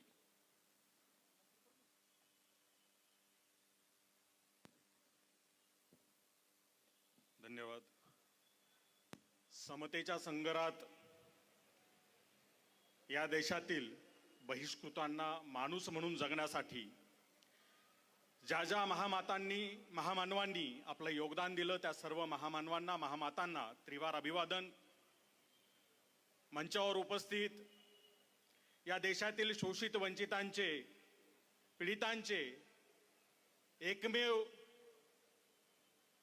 आशास्थान आदरणीय नेते ॲडव्होकेट बाळासाहेब आंबेडकर आणि मंचावरील पक्षातील सर्वच पदाधिकारी, सहकारी बंधू भगिनी आणि उपस्थित बंधू भगिनींनो, आज या कोल्हापूरमध्ये सभेच्या निमित्ताने मी पहिल्यांदा आलोय. या नगरीत पाय ठेवल्यापासून एक वेगळी भावना मनामध्ये दाटून आहे. या नगरीनं, इथल्या राजानं या देशाचं भवितव्य घडवणारा, आमचा या देशाचा, आधुनिक भारताचा शिल्पकार महामानव डॉक्टर बाबासाहेब आंबेडकरांना उभं करण्याचं काम केलेलं आहे. ती ही नगरी आहे. या नगरीचे देशावर अनंत उपकार आहेत. या कोल्हापूर नगरीला राजर्षी शाहूंनी विचारांची प्रयोगशाळा बनवलं, पुरोगामित्वाची प्रयोगशाळा बनवलं, विकासाची प्रयोगशाळा बनवलं. आणि या ठिकाणी जो वर्षानुवर्ष एक धर्मांधतेचा, जातीयतेचा अत्याचार जो सुरू होता त्याला मोडीत काढण्याचं काम याच मातीतून, याच नगरीतून राजर्षी शाहूंनी केलं. आणि तोच वारसा पुढे बाबासाहेबांनी चालवला. आणि या नगरीनं दिलेलं, या राजानं दिलेलं जे आरक्षण आहे, आरक्षणाची संकल्पना आहे ती भारताच्या संविधानात आणली आणि देशातील वर्षानुवर्ष गुलाम असलेल्या, बहिष्कृत असलेल्या 75-80% समाजाला मुख्य धारेत आणण्याचं काम बाबासाहेबांनी केलं. त्यामुळे आज जेव्हा मी या कोल्हापूर नगरीकडे पाहतो, इथलं सामाजिक वातावरण पाहतो, राजकीय वातावरण पाहतो, इथलं सांस्कृतिक वातावरण पाहतो, तेव्हा वाईट वाटतं आणि मन पुन्हा भरून येतं की ज्या नगरीने या आधुनिक भारताची कोनशिला रोवली, ज्या राज्यातून इथल्या राजाने विकासाची नवी दृष्टी दिली, आज त्याच कोल्हापूरचा इथल्या प्रतिगाम्यांनी धर्मांधतेची प्रयोगशाळा म्हणून या ठिकाणी वापर केलेला आहे. मात्र आज दिवसभरामध्ये या शहरात फिरत असताना मी बघत होतो इथले रस्ते कसे आहेत. इथल्या नागरिकांशी बोललो, कार्यकर्त्यांशी बोललो, इथले प्रश्न काय आहेत. तर कुठल्याही सामान्य गावामध्ये गेल्यावर ज्या पद्धतीनं पाण्याचा प्रश्न, रस्त्याचा प्रश्न, ट्रॅफिकचा प्रश्न, या ज्या नागरी समस्या लोकांना भेडसावत असतात, त्याच अतिशय जबरदस्त आणि ऐतिहासिक पार्श्वभूमी असलेल्या या माझ्या कोल्हापूर नगरीला सुद्धा भेडसावत आहेत. पण हे सगळं घडत असताना जेव्हा या राज्याचा मुख्यमंत्री, या राज्याचे सत्ताधारी मंत्री या नगरीत येतात, भाषणं ठोकतात, त्यांचे आमदार खासदार या ठिकाणी येतात, तेव्हा त्यांचा विषय काय असतो. तर मुसलमानांच्या विरोधात भाषण कर, जातीयवादाला खतपाणी घाल, धार्मिक द्वेष वाढवून लाव, दंगली पेटवा, धार्मिक स्थळं पाडण्यासाठी तरुणांना प्रवृत्त करा. ज्या तरुणांच्या हाताला काम दिलं पाहिजे, रोजगार दिला पाहिजे, त्या तरुणांच्या हातात लाठ्या काठ्या देऊन त्यांची माथी भडकवून त्यांना दंगलीसाठी प्रवृत्त केलं जातं आणि त्यांच्यावर खटले दाखल केले जातात, त्यांची आयुष्य बर्बाद केली जातात. तुम्ही कुठलाही सामाजिक प्रश्न वर येताना बघा, महाराष्ट्राच्या पटलावर जर का एखादा मूलभूत समस्येचा प्रश्न वर येत असेल, तो रोजगाराचा असू द्या, तो पाण्याचा असू द्या, तो आमच्या लेकी बाळींच्या सुरक्षिततेचा असू द्या, हे असं काही व्हायला लागलं की भाजप मधलं एखादं उठतं, लगेच मीडिया समोर येतं आणि धार्मिक चिथावणी द्यायला सुरुवात करतं. एक तर तुम्हाला माहिती, ते राणेचं लहान पोरग, त्याला मंत्रीच त्याच्यासाठी केलं की काय असं वाटतंय. उठसूट काही झालं की हिंदू मुसलमान करा, उठसूट काही झालं की धार्मिक द्वेष पसरवा. अरे तुम्हाला निवडून दिलंय जनतेनं किंवा ईव्हीएम मशीननं तुम्ही निवडून गेलात तुमच्या हातानं, कशासाठी गेलात? आम्हाला लुटायला गेलात की आमचे प्रश्न सोडवायला गेलात? दर दिवसाला जनता नागवली जाते, दर दिवसाला इतर रस्त्यावर अपघात घडतायत. आज जर का तुम्ही त्या ठिकाणी पुण्यावरून निघालात कुठे औरंगाबादला जायला, तर रस्त्याची अवस्था काय आहे बघा. माणसं मरतायत अपघात होऊन. तीच अवस्था मला या ठिकाणी आल्यावर दिसली. मग ज्या नगरीमध्ये राजर्षी शाहूंसारखा खमका राजा होऊन गेला, ज्याने जातीयता मोडून काढत शिक्षणाची दारं सगळ्या बहुजनांना खुली केली, ज्याने इथल्या बहुजनांना मुख्य धारेत आणण्यासाठी आरक्षण लागू केलं, ज्याने इथल्या रांगड्या माणसाला जागृत करून त्याला लढायला शिकवलं, त्या राजर्षी शाहूची जनता लढायला तयार आहे की घरात रडत बसणार आहे, एवढी मला आज या ठिकाणी खात्री करून घ्यायची आहे. त्यामुळे कोल्हापूरकरांनो, माझा प्रश्न आहे, तुम्ही लढणार आहात की रडणार आहात? सांगा मला, लढायचं आहे की रडायचंय? असा इतक्या पुचाट आणि इतक्या कमजोर आवाजात काही लढाई होत नसते गड्या. जोरात आवाज द्या, लढणार, जिंकणार, लढणार, जिंकणार. आणि जिंकायचं असेल तर प्राणपणानं लढावं लागत असतं. या ठिकाणी माझ्या 2 सहकारी नेत्यांची भाषणं झाली, त्यांनी खंत व्यक्त केली ओबीसी समाजाच्या अनुषंगानं, मुस्लिम समाजाच्या अनुषंगानं. त्यांनी सांगितलं की ओबीसीचे प्रश्न राहतात तेव्हा बाळासाहेब उभे राहतात, मुसलमानांचे प्रश्न निर्माण होतात बाळासाहेब उभे राहतात. एवढंच काय, शिखांचा, जैनांचा, कुणाचाही प्रश्न होता बाळासाहेब उभा राहतात, मुसलमानांचा झाला तरी बाळासाहेब उभा आहेत, हिंदूंसाठी सुद्धा बाळासाहेब उभा आहेत. कोण पाडण्यात आलं तर विठ्ठलाचं मंदिर लवकरात लवकर खुलं करा म्हणून आंदोलन करणारे हेच बाळासाहेब आंबेडकर आहेत. सर्वसामान्य माणसांना प्रवासासाठी अडचण व्हायला लागली तेव्हा एसटीच्या बसेस सुरू करा म्हणून अंगावर केसेस घेऊन लढणारे आणि उभे राहणारे हेच बाळासाहेब आंबेडकर आहेत. तुमच्या माझ्या लेकरा बाळांना सुरक्षित भविष्य मिळावं, चांगलं शिक्षण मिळावं, चांगलं आरोग्य व्यवस्था मिळाव्या म्हणून लढणारे हेच बाळासाहेब आहेत. आणि या बाळासाहेबांना आजपर्यंत सत्ताधाऱ्यांनी काय केलं? बाळासाहेब, तुम्ही हे बाकीचं सगळं सोडून द्या, तुम्हाला मंत्री करतो, तुम्हाला खासदार करतो. बाळासाहेब म्हणाले, बेटा हो, आमदारकी, खासदारकी, मंत्रीपद जर का पाहिजे असते तर माझा आजा या देशाचा संविधान करताय. मी कायम सत्तेत बसलो असतो, पण माझ्या आजोबाने मला हे नाही शिकवलेलं. माझ्या आजोबाने इथल्या प्रामाणिकपणे इथल्या सामान्य नागरिकासाठी लढायला शिकवलेलं आहे. त्यामुळे त्या मिळणाऱ्या सत्तेला लात मारली आणि बाळासाहेबांनी घोषणा दिली, 1-2 देणारी सत्ता नको, भीक नको, सत्तेची सत्ता हवी हक्काची. ही घोषणा कोल्हापूरकरांनी आता लक्षात ठेवली पाहिजे. आवाज द्या, भीक नको सत्तेची, भीक नको सत्तेची.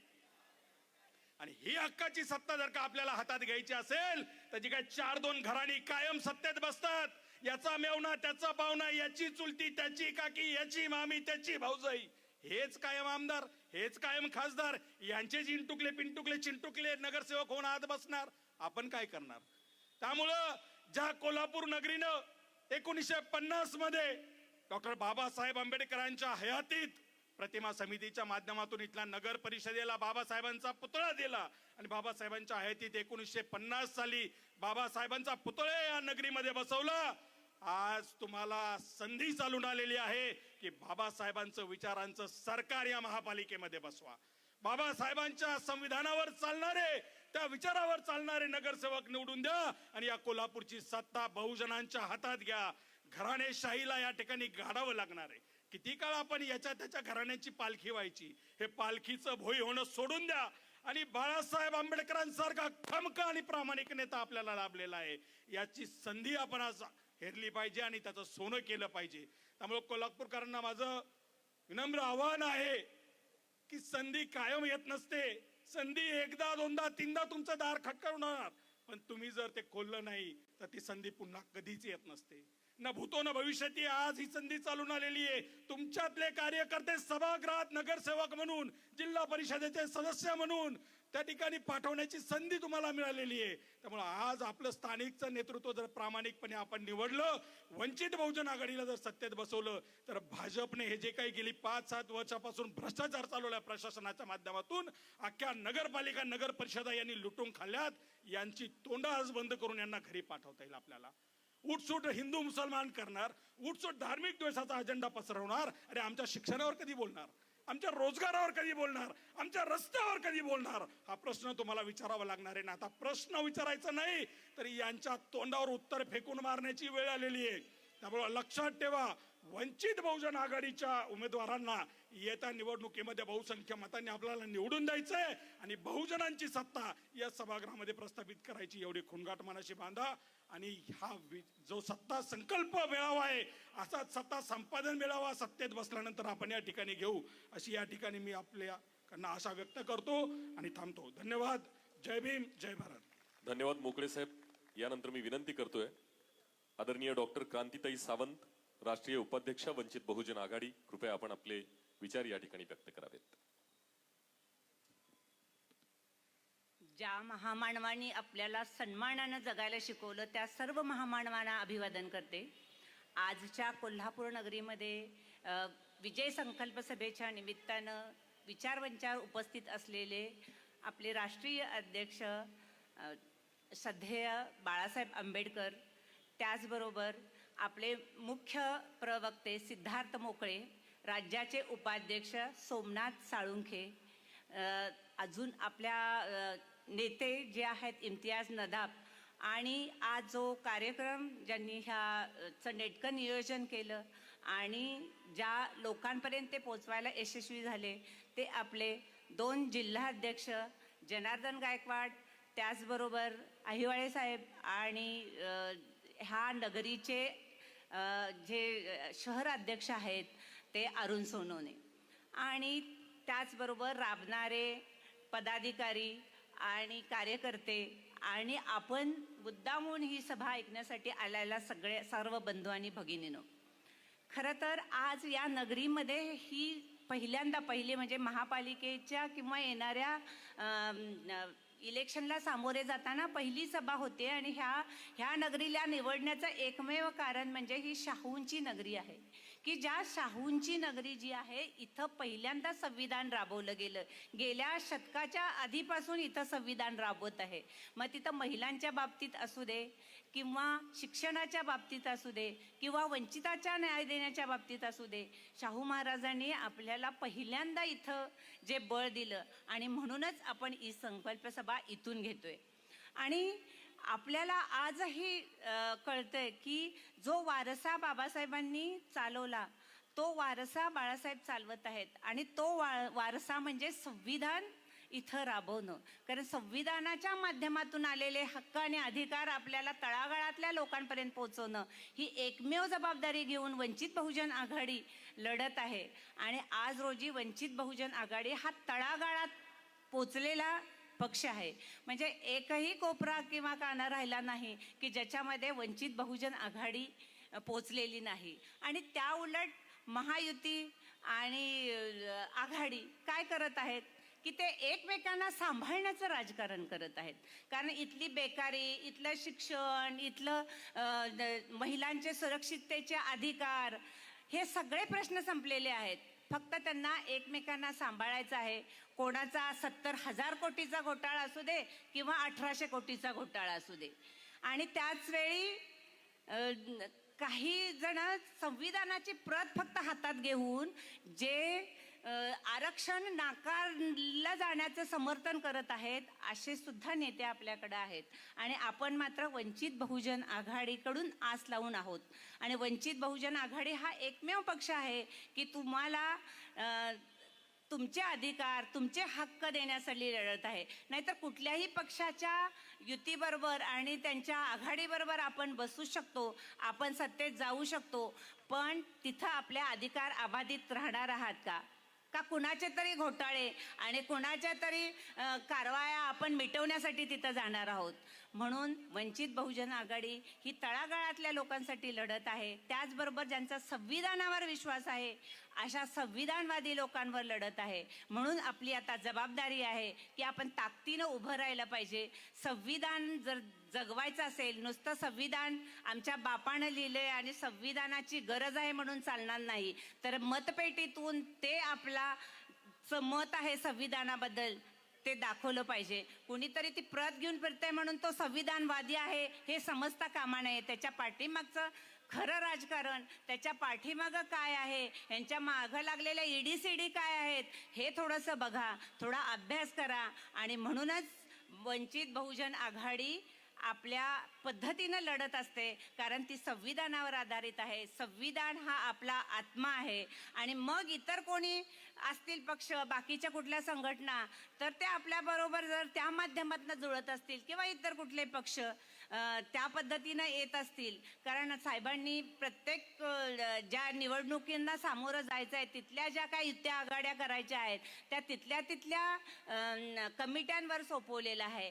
पण अट एकच आहे की ते ह्या संविधानासाठी, आपल्या मूलभूत अधिकारांसाठी लढणारे पक्ष हवेत आणि तिथं त्यांना बांधून घेता यायला पाहिजे. तर आपण बाबासाहेबांचा विचार पुढे घेऊ जाऊ आणि हे संविधान टिकवू शकू. आणि इलेक्शन लढताना काही गोष्टींचा विचार करायला पाहिजे.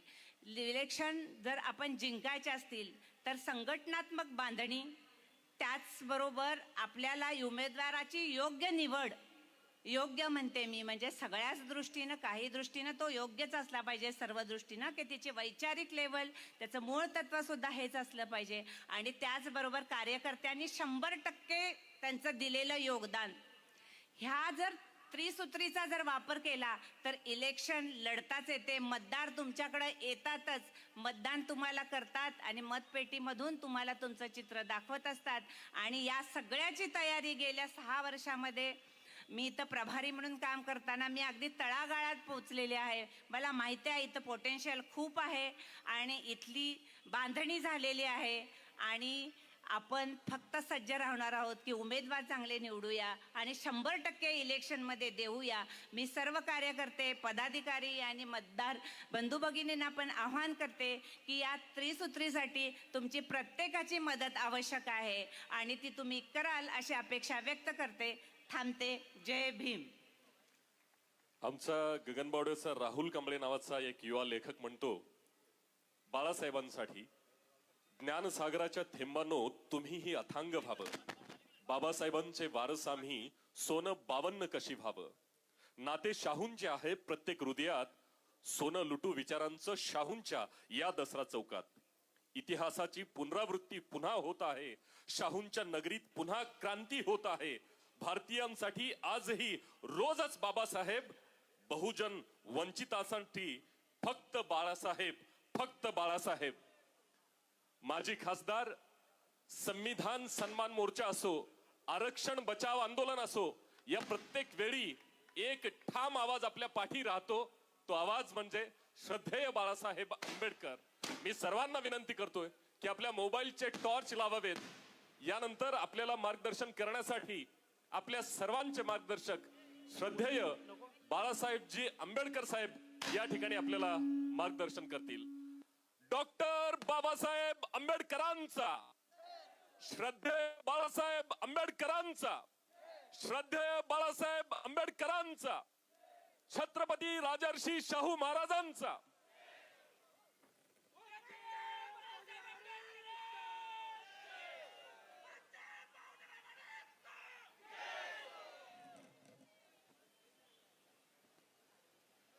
आपल्याशी संवाद साधतायत श्रद्धेय बाळासाहेबजी आंबेडकर साहेब.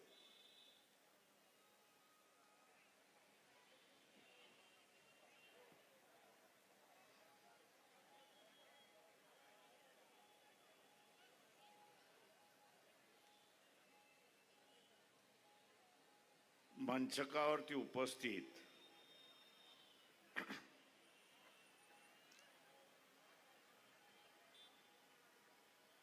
डॉक्टर क्रांतिताई, सिद्धार्थ मोकळे,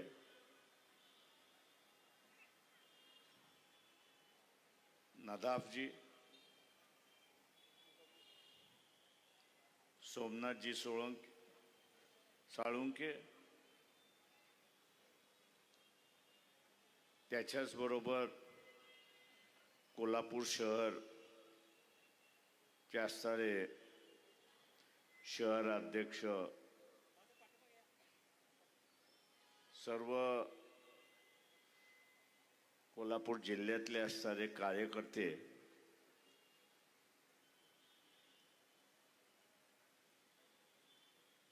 उपस्थित बंधूंनो, भगिनींनो आणि बाळमित्रांनो,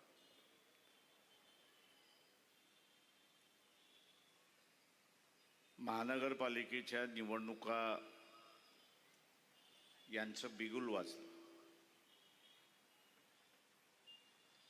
आणि हे बिगुल वाजल्यानंतर प्रत्येकाची असणारी धावपळ चालली आहे. कसली धावपळ चालली आहे?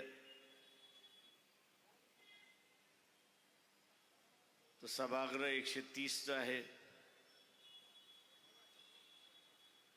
पण आपल्याकडे असणारे 130 उमेदवार सुद्धा नाही. आणि आपल्याकडे 130 उमेदवार नाहीत म्हणून असणारं राजकीय समझोता होतोय का? आणि तो राजकीय समझोता करत आपली जागा भरायची अशी असणारी परिस्थिती आहे.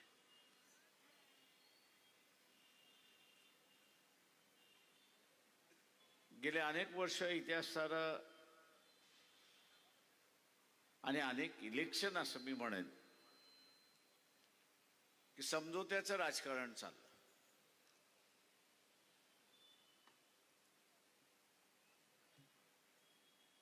समझोत्याचं असणारं राजकारण चाललं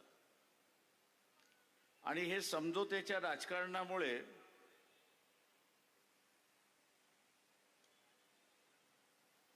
राजकीय पक्ष काही मतदारसंघामध्ये जिवंत आणि काही मतदारसंघामध्ये मेलेल्या अवस्थेमध्ये अशी असणारी परिस्थिती आहे.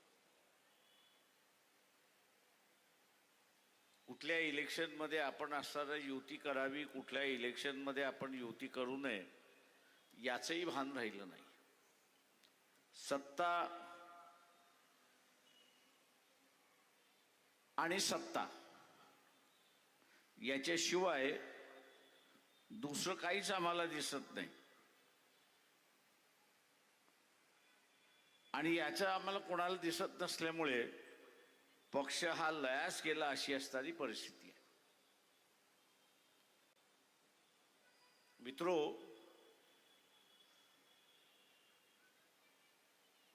आपण जर पाहिलं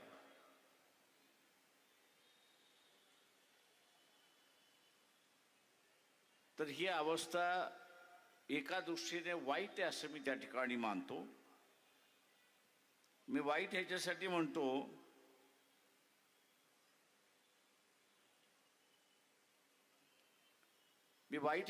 मानतोय की शेवटी राजकीय पक्ष हे लोकशाहीचं टिकण्याचे एक हत्यार आहे. उद्या ही लोकशाहीच, राजकीय पक्षच टिकले नाही तर लोकशाही टिकेल पण एक पक्ष कुठला तरी जिवंत राहील. आणि आज आपल्याला तेच दिसतंय की भारतीय जनता पक्षाचं असणारं जे काही राजकारण आहे हे सगळं राजकारण राजकीय पक्ष संपवण्याचं राजकारण आहे.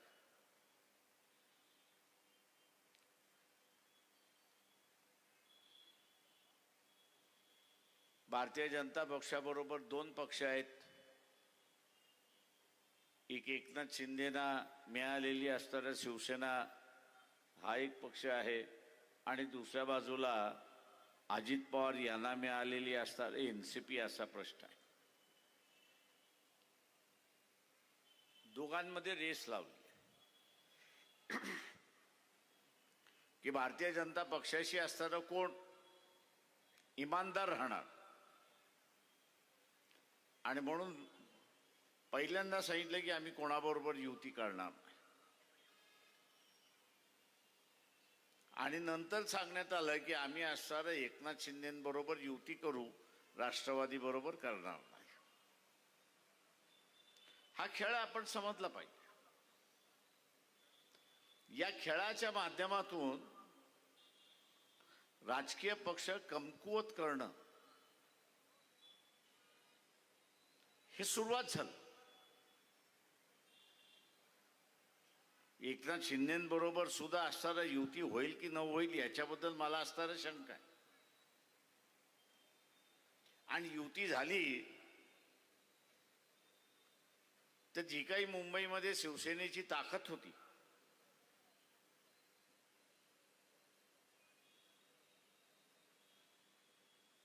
एक नगरसेवक निवडून आणण्याची जी ताकद होती त्या ताकदीला बघताना असणारा भारतीय जनता पक्ष एकनाथ शिंदेच्या शिवसेनेला 100 जागा तरी देणार का? 227 228 पैकी की त्यांना असणारा 30-40 जागा घ्या आणि गप्प बसा म्हणून सांगणार.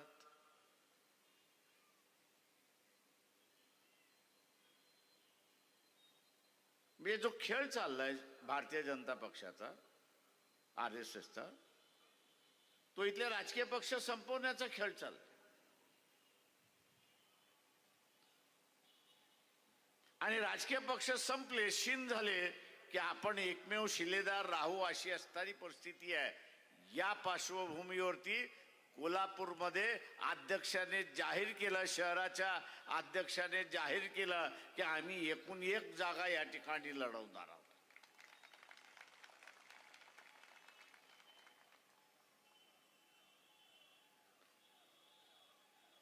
तर आम्ही सगळ्या वार्डामध्ये जिवंत आहोत, सगळ्या प्रभागामध्ये जिवंत आहोत. आमच्याकडे कार्यकर्ते आहेत, भले ताकदवर नसतील.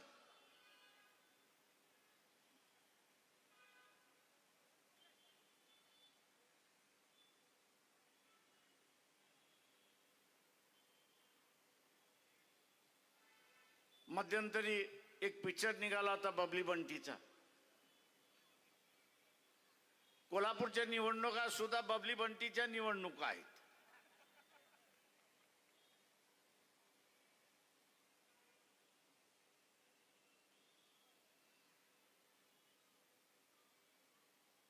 पण त्या निवडणुकांमध्ये आपण लक्षात घेतलं पाहिजे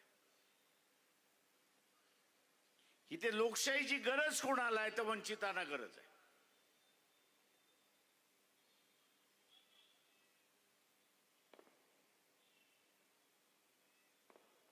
आणि आज वंचितानेच ठरवलं पाहिजे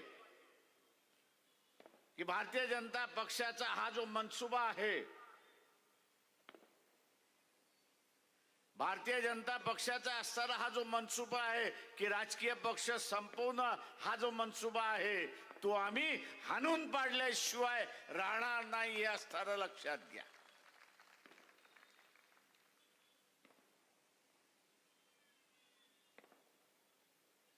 ₹5,000 भारतीय जनता पक्ष एका मताला देण्याची तयारी आहे. ज्या घरामध्ये 5 मतं आहेत त्यांना किती मिळतील?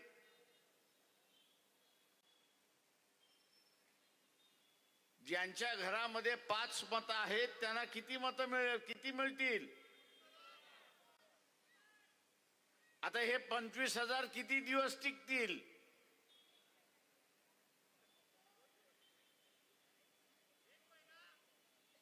1 महिना आणि 1 महिन्यानंतर ह्या लोकशाहीचं तुम्ही काय केलेलं असेल?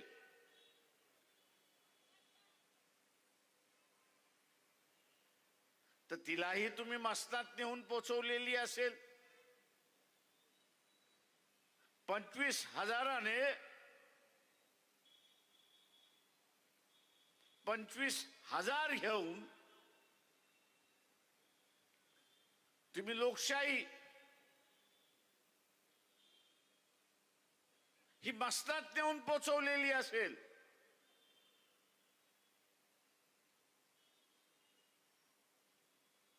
आणि मग जे दमन कार्य या ठिकाणी सुरुवात होते,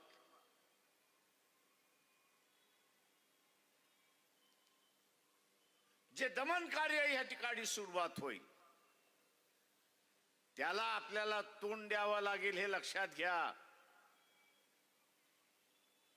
जे 25,000 रुपये वाटतात आहेत, तुम्हाला असं वाटतं त्यांचा हेतू स्वच्छ आहे?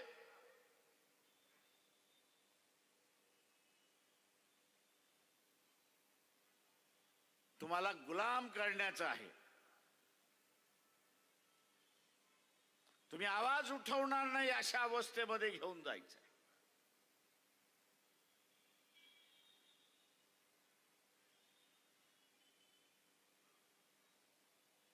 आणि ते ज्या दिवशी होईल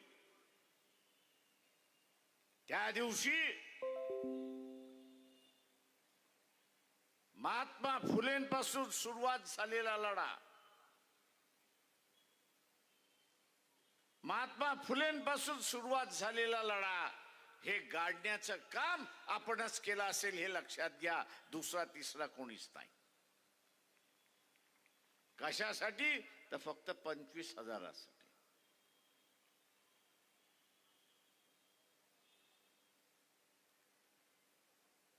कशासाठी? तर फक्त 25,000साठी. मित्रो,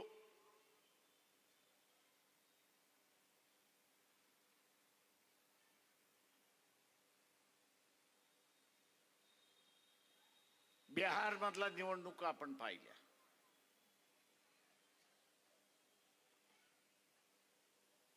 काय झालं? बिहार मधल्या निवडणुका आपण बघितल्या. काटेकी लढाई आहे म्हणून सांगण्यात आलं आणि इलेक्शन मध्ये आपल्याला असताना दिसलं की काट्याची तर सोडून द्या पण लढाईच झाली नाही अशी असणारी परिस्थिती.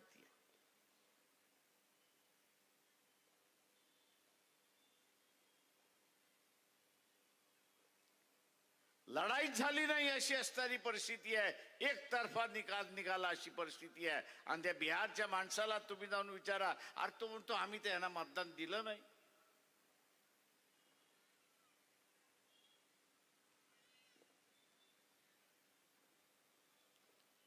आज मित्रो, हेराफेरी होते, गफला होतोय, पण ह्या गफल्यावरती सुद्धा मात करता येते हे लक्षात घ्या.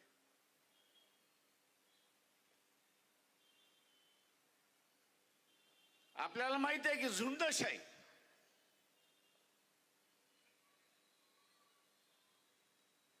ही झुंड एकदा बाहेर पडली तर ती भल्या भल्याना उद्ध्वस्त करून निघते हे लक्षात घ्या. ही झुंडशाही जी आहे ती भल्या भल्याला उद्ध्वस्त करून टाकते. आपण सुद्धा असताना एक लक्षात घेतलं पाहिजे की मताची झुंडशाही आपण उभी केली पाहिजे आणि या भारतीय जनता पक्षाला आपण उद्ध्वस्त केलं पाहिजे हे लक्षात घ्या.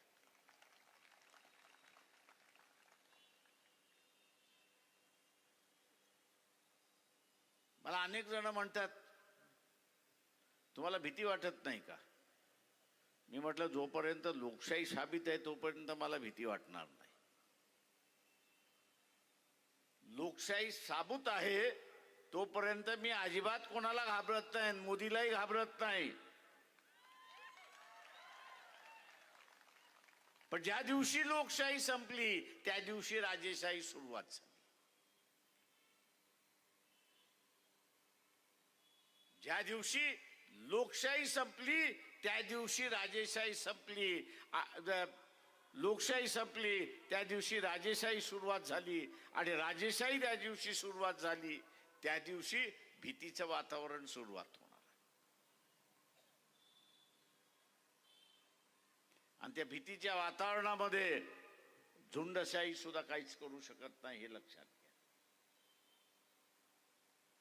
आणि म्हणून ही झुंडशाही, मताची झुंडशाही या निवडणुकीमध्ये आपल्याला उभी करायची आहे हे लक्षात घ्या.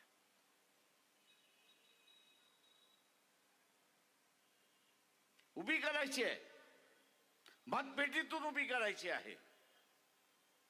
आणि ती आपण कराल ही अपेक्षा मी त्या ठिकाणी बाळगतोय.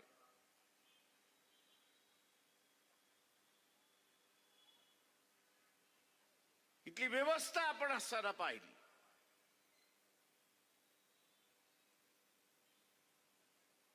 तर नरेंद्र मोदी चायनाला विकल्या गेलेला आहे अशीच परिस्थिती आपल्याला त्या ठिकाणी दिसते.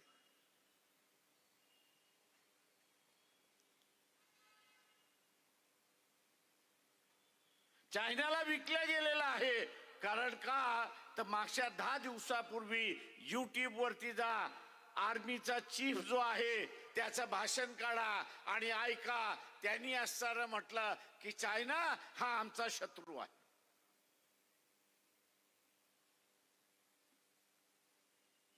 आणि त्याच्याशी आम्हाला युद्ध करण्याची पाळी येऊ शकते असं तो म्हणाला. पाळी येऊ शकते. आणि त्याच्याच 3 दिवस अगोदर पंतप्रधान नरेंद्र मोदींचं भाषण आपण असताना ऐका. पंतप्रधान नरेंद्र मोदींचं भाषण ऐका आणि नरेंद्र मोदी असं म्हणतो की चायना आमचा सगळ्यात चांगला मित्र आहे.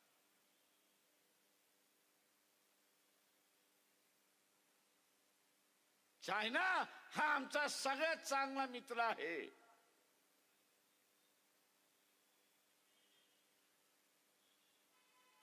जे या देशाची ज्यांच्या हातामध्ये सुरक्षित आहे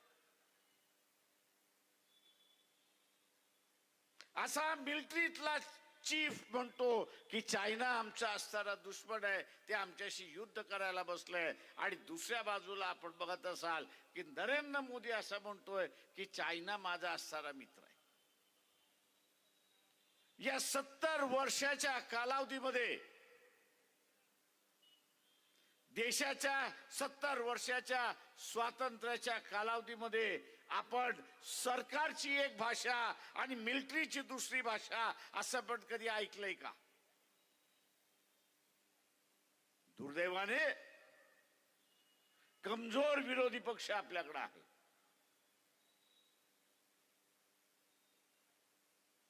कमजोर विरोधी पक्ष असल्यामुळे तो पार्लमेंटचा उपयोगही करत नाही आणि विचार देतही नाही की तुमची भूमिका एक आणि आर्मी चीफची भूमिका एक. कोणाला मानायचं? जनतेने कोणाला मानायचं? आणि म्हणून इथल्या असणाऱ्या सनातन आणि जो भारतीय जनता पक्ष RSS चा प्रेमी आहे त्याला असणारा विचारतोय,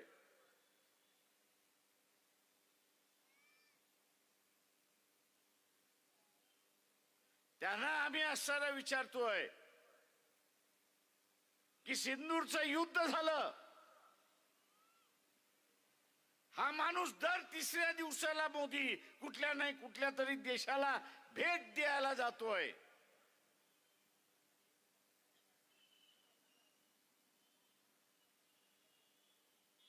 आज सुद्धा कुठल्या तरी परदेशामध्ये आहे.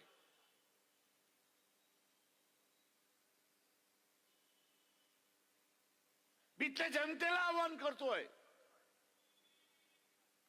की भारतीय जनता पक्षाच्या वतीने आपल्या वस्तीमध्ये जो प्रचाराला येईल, संघाचा जो प्रचाराला येईल, त्याला असणारा एक विचारा की सिंदूरच्या वेळेस तुमच्या बरोबर कोण उपस्थित होता? सिंदूरच्या युद्धाच्या वेळेस तुमच्या बरोबर एक देश मित्र म्हणून का उभा राहिला नाही? मित्र म्हणून एक देश सुद्धा का उभा राहिला नाही याचं उत्तर सांगा.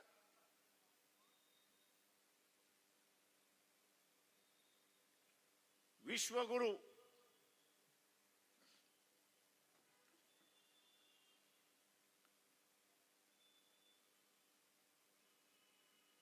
आम्ही विश्वगुरु आहोत.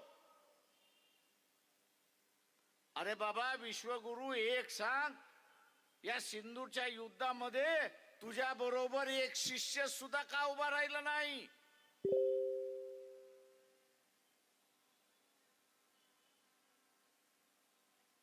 आणि एकही मित्र जर उभा राहणार नसेल तर उद्या चायना बरोबरचं युद्ध असेल किंवा इथल्या पाकिस्तान बरोबरचं युद्ध असेल, तुम्ही करणार का यात?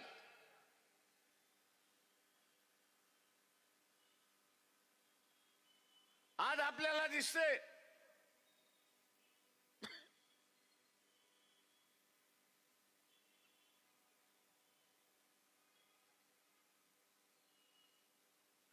हा जो YouTube चॅनल आहे,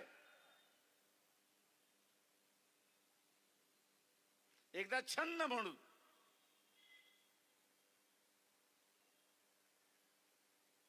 जेवढे भविष्यवाणी सांगणारे ऍस्ट्रॉलॉजर्स आहेत,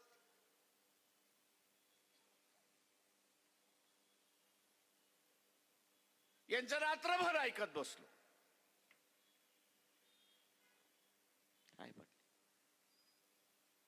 यांचं रात्रभर ऐकत बसलो.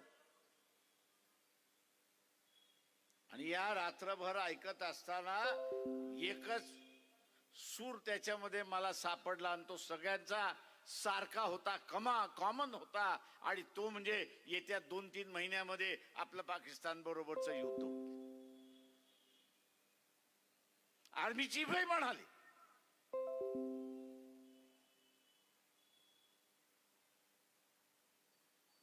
आणि आज पाकिस्तानला असणार हत्यारं कोण कोण पुरवतंय? तर इंग्लंड पुरवते, फ्रान्स पुरवतोय, अमेरिका देते, आखाती देशामधले मुस्लिम राष्ट्र आहेत ते देतात. चायना तर तिथे देतेच आहे. रशियाने सांगितलं की जे आम्ही पाकिस्तानला पाहिजे ते आम्ही अस्त्र देऊ.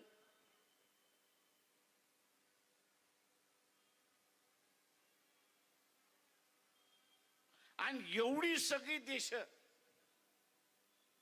आणि हे सगळे देश पाकिस्तानला हत्यार देणार असतील आणि पाकिस्तानचा हत्यार कोणाच्या विरोधात वापरणार तर ते भारताच्या विरोधात वापरणार.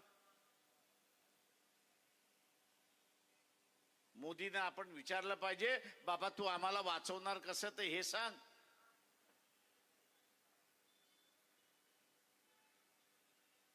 या देशाला वाचवणार कसं तेवढं सांग. किंवा हे देश विरोधात का गेले, हे विरोधात जाण्याचं कारण काय होतं? तर त्याचं एकच कारण ते म्हणजे अहमपणा.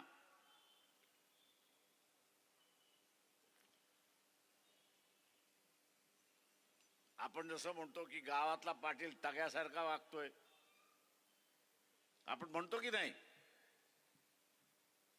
तशा रीतीने मोदी टग्यासारखा वागायला लागलाय जगभर.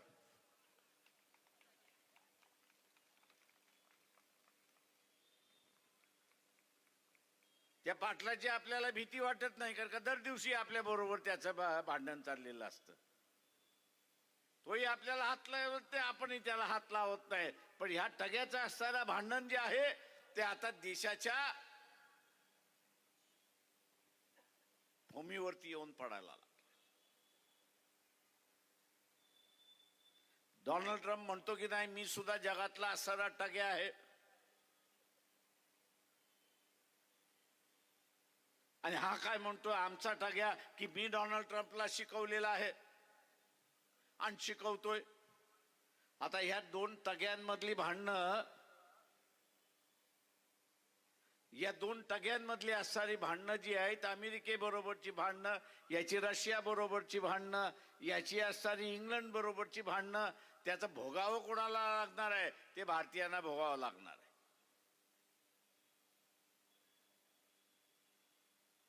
ते भारतीयांना भोगावं लागणार आहे.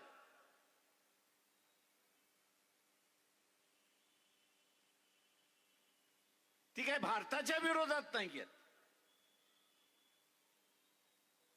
ते ह्या टग्याच्या विरोधात आहेत.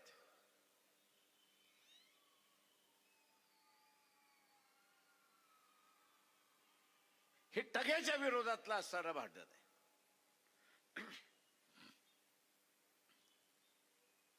आणि या टग्याच्या विरोधातलं भांडण, त्याची किंमत आपण का द्यावी?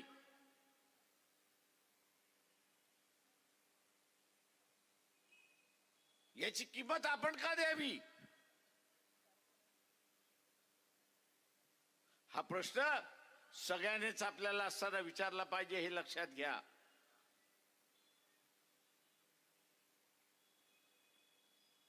हा उद्याचं युद्ध ते पाकिस्तान बरोबरच आहे की चायना बरोबरच आहे, त्यात सांगता येत नाही. टाळायचं असेल तर ते तुमच्या हातामध्ये आहे, हे लक्षात घ्या.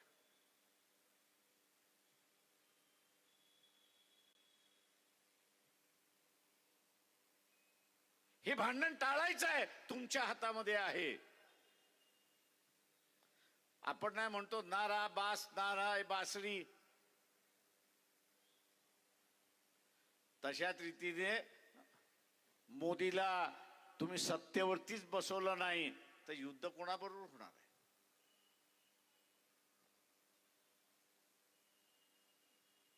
जनतेला हे युद्ध पाहिजे असेल तर मोदीला बसवा, असं मी सरळ म्हणणार आहे. तुम्हाला युद्ध पाहिजे का?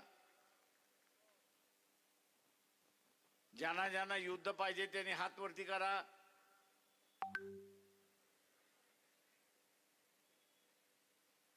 तुम्हाला असताना आता जर युद्ध नको असेल तर मोदीला खाली खेचा, आणि खाली खेचायचं असेल तर या कॉर्पोरेशनच्या निवडणुका सुद्धा अत्यंत महत्वाच्या आहेत, हे लक्षात घ्या. या महानगरपालिका सुद्धा महत्वाच्या आहेत. त्यातून संदेश जातो, मोदीच्या विरोधात मतदान दिलं, भारतीय जनता पक्षाच्या विरोधात मतदान दिलं, उद्या सत्तेवरती आले नाही, संदेश हा जातो की ह्या टग्याला आता लोकच बघायला लागली आहेत, आपल्याला बघण्याची गरज नाही. भारतीय जनताच त्याला बघायला लागलेली आहे, आपल्याला बघण्याची गरज नाही. आणि भारतीय जनता जर बघणार नसेल तर हे सगळे बघितल्याशिवाय राहणार नाहीत, हे लक्षात घ्या.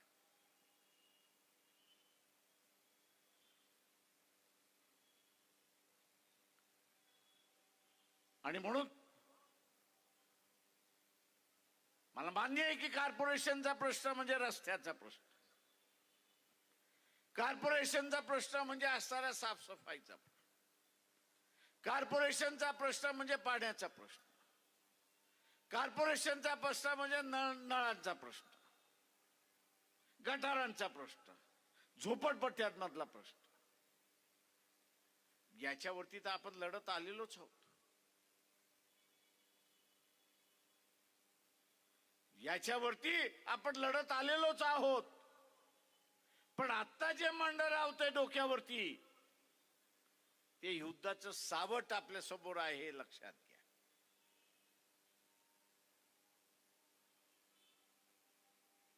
इथले चॅनलवाले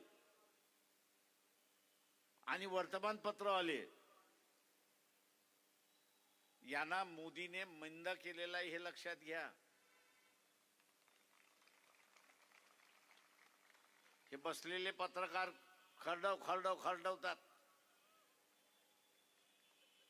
फिल्म करतात, पाठवून देतात, पण त्यांचा जो मालक बसलेला आहे त्याला कात्री लावतो आणि मोकळा करतो.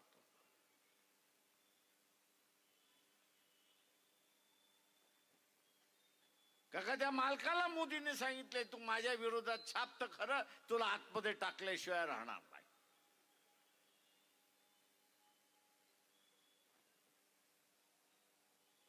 मोदीचं आणि ट्रम्पचं भांडण काही आहे?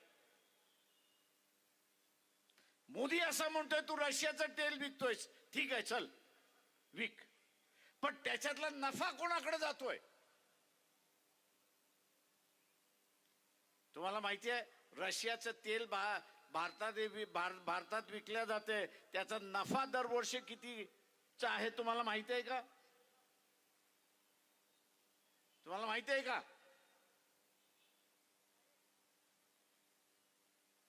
दरवर्षी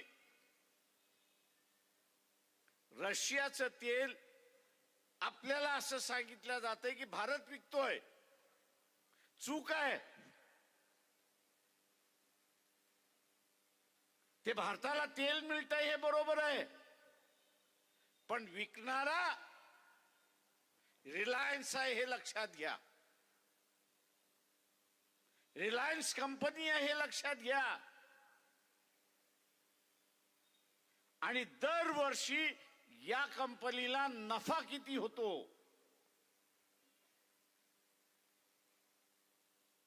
कमीत कमी 44,000 कोटीचा नफा आहे.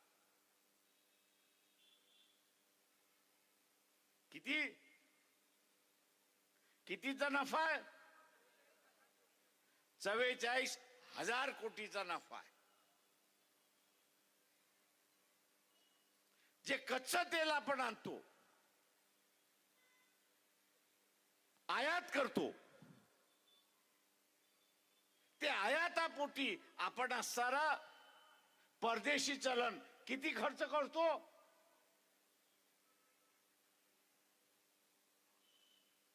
वर्षाला 1,10,000 कोटी आपण खर्च करतो. 1,10,000 कोटी आपण खर्च करतो.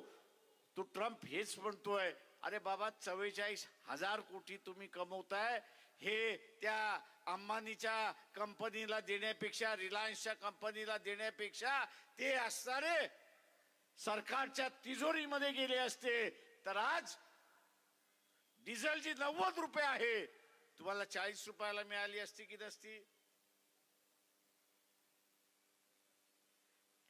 40 रुपयाला मिळाली असती की नसती? मोदी तुमचं भलं करतोय की तुमचं खोबरं करतोय? मग त्याचं खोबरं कधी करणार? त्याचं खोबरं कधी करणार? तुम्हाला संधी आली आहे. माझा भारतीय जनता पक्षवाले असतील, RSS वाले असतील, त्याला आव्हान आहे की मी हा जो आरोप केलेला आहे तो खोटा असेल तर उद्याच सभा घ्या आणि सांगा हा खोटा आहे म्हणून.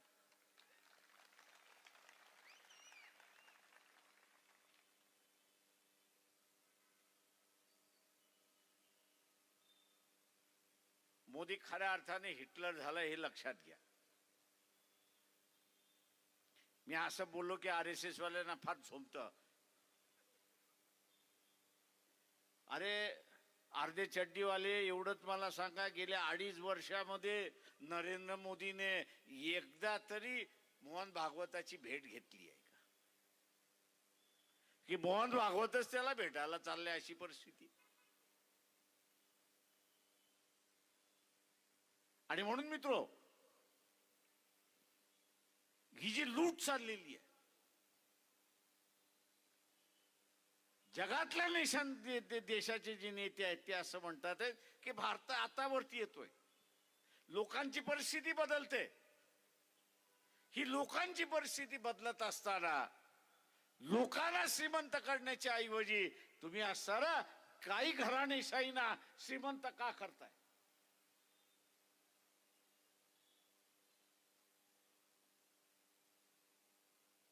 तुम्ही काही घराणेशाहीने असताना श्रीमंत का करताय आणि नव्यानं गुलामी ह्या देशावरती का आणताय? कॉर्पोरेटची गुलामी तुम्ही का आणताय?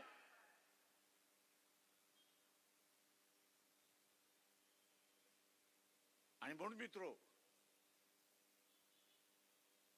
उद्याची ही निवडणूक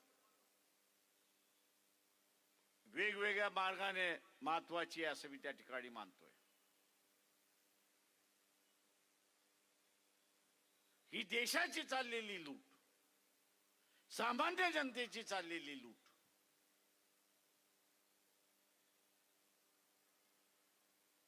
हिला थांबवायची असेल तर इथले राजकीय पक्ष काहीच करू शकणार नाहीत.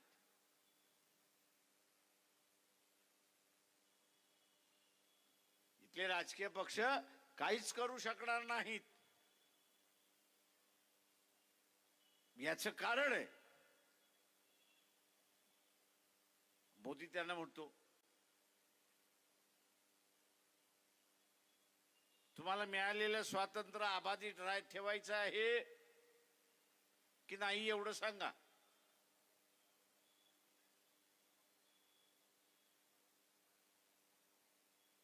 तुमचं स्वातंत्र्य अबाधित ठेवायचं आहे की नाही तेवढं सांगा. स्वातंत्र्य ठेवायचं असेल तर माझ्या सरकारवरती टीका करायची नाही, माझ्या सरकारचं भिंग बाहेर काढायचं नाही.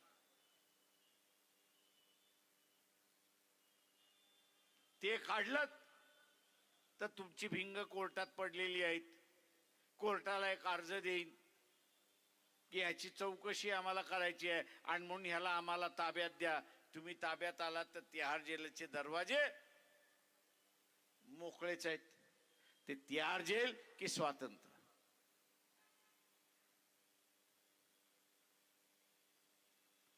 दुर्दैवाने मी असं म्हणेन की काँग्रेसचा कार्यकर्ता असेल, डावा कार्यकर्ता असेल, समाजवादी कार्यकर्ता असेल, मानवतावादी कार्यकर्ता होता, याचा एक काळ आवाज होता. त्याच्या आवाजामध्ये ताकद होती, बुलंदशाही होती. आंबेडकरी चळवळीच्या आवाजामध्ये आज ती एकच शिल्लक राहिलेली आहे. आणि मग उद्याची असणारी ही चळवळ, उद्याची असणारी ही चळवळ आणि उद्याची असणारी ही लोकशाही वाचवण्याची जबाबदारी ही फुले शाहू आंबेडकरी विचारांवरती आलेली आहे, हे लक्षात घ्या. ही फुले शाहू आंबेडकरी विचारांवरती आलेली आहे आणि ही ऐतिहासिक जबाबदारी आपल्या सगळ्यांना पार पाडायची आहे. ती या निवडणुकीमध्ये आपण पार पाडाल. सभेला जशी गर्दी आहे, सभांना जशी गर्दी आहे, त्याच प्रमाणात मतांची सुद्धा गर्दी त्या पेटीमध्ये होईल ही अपेक्षा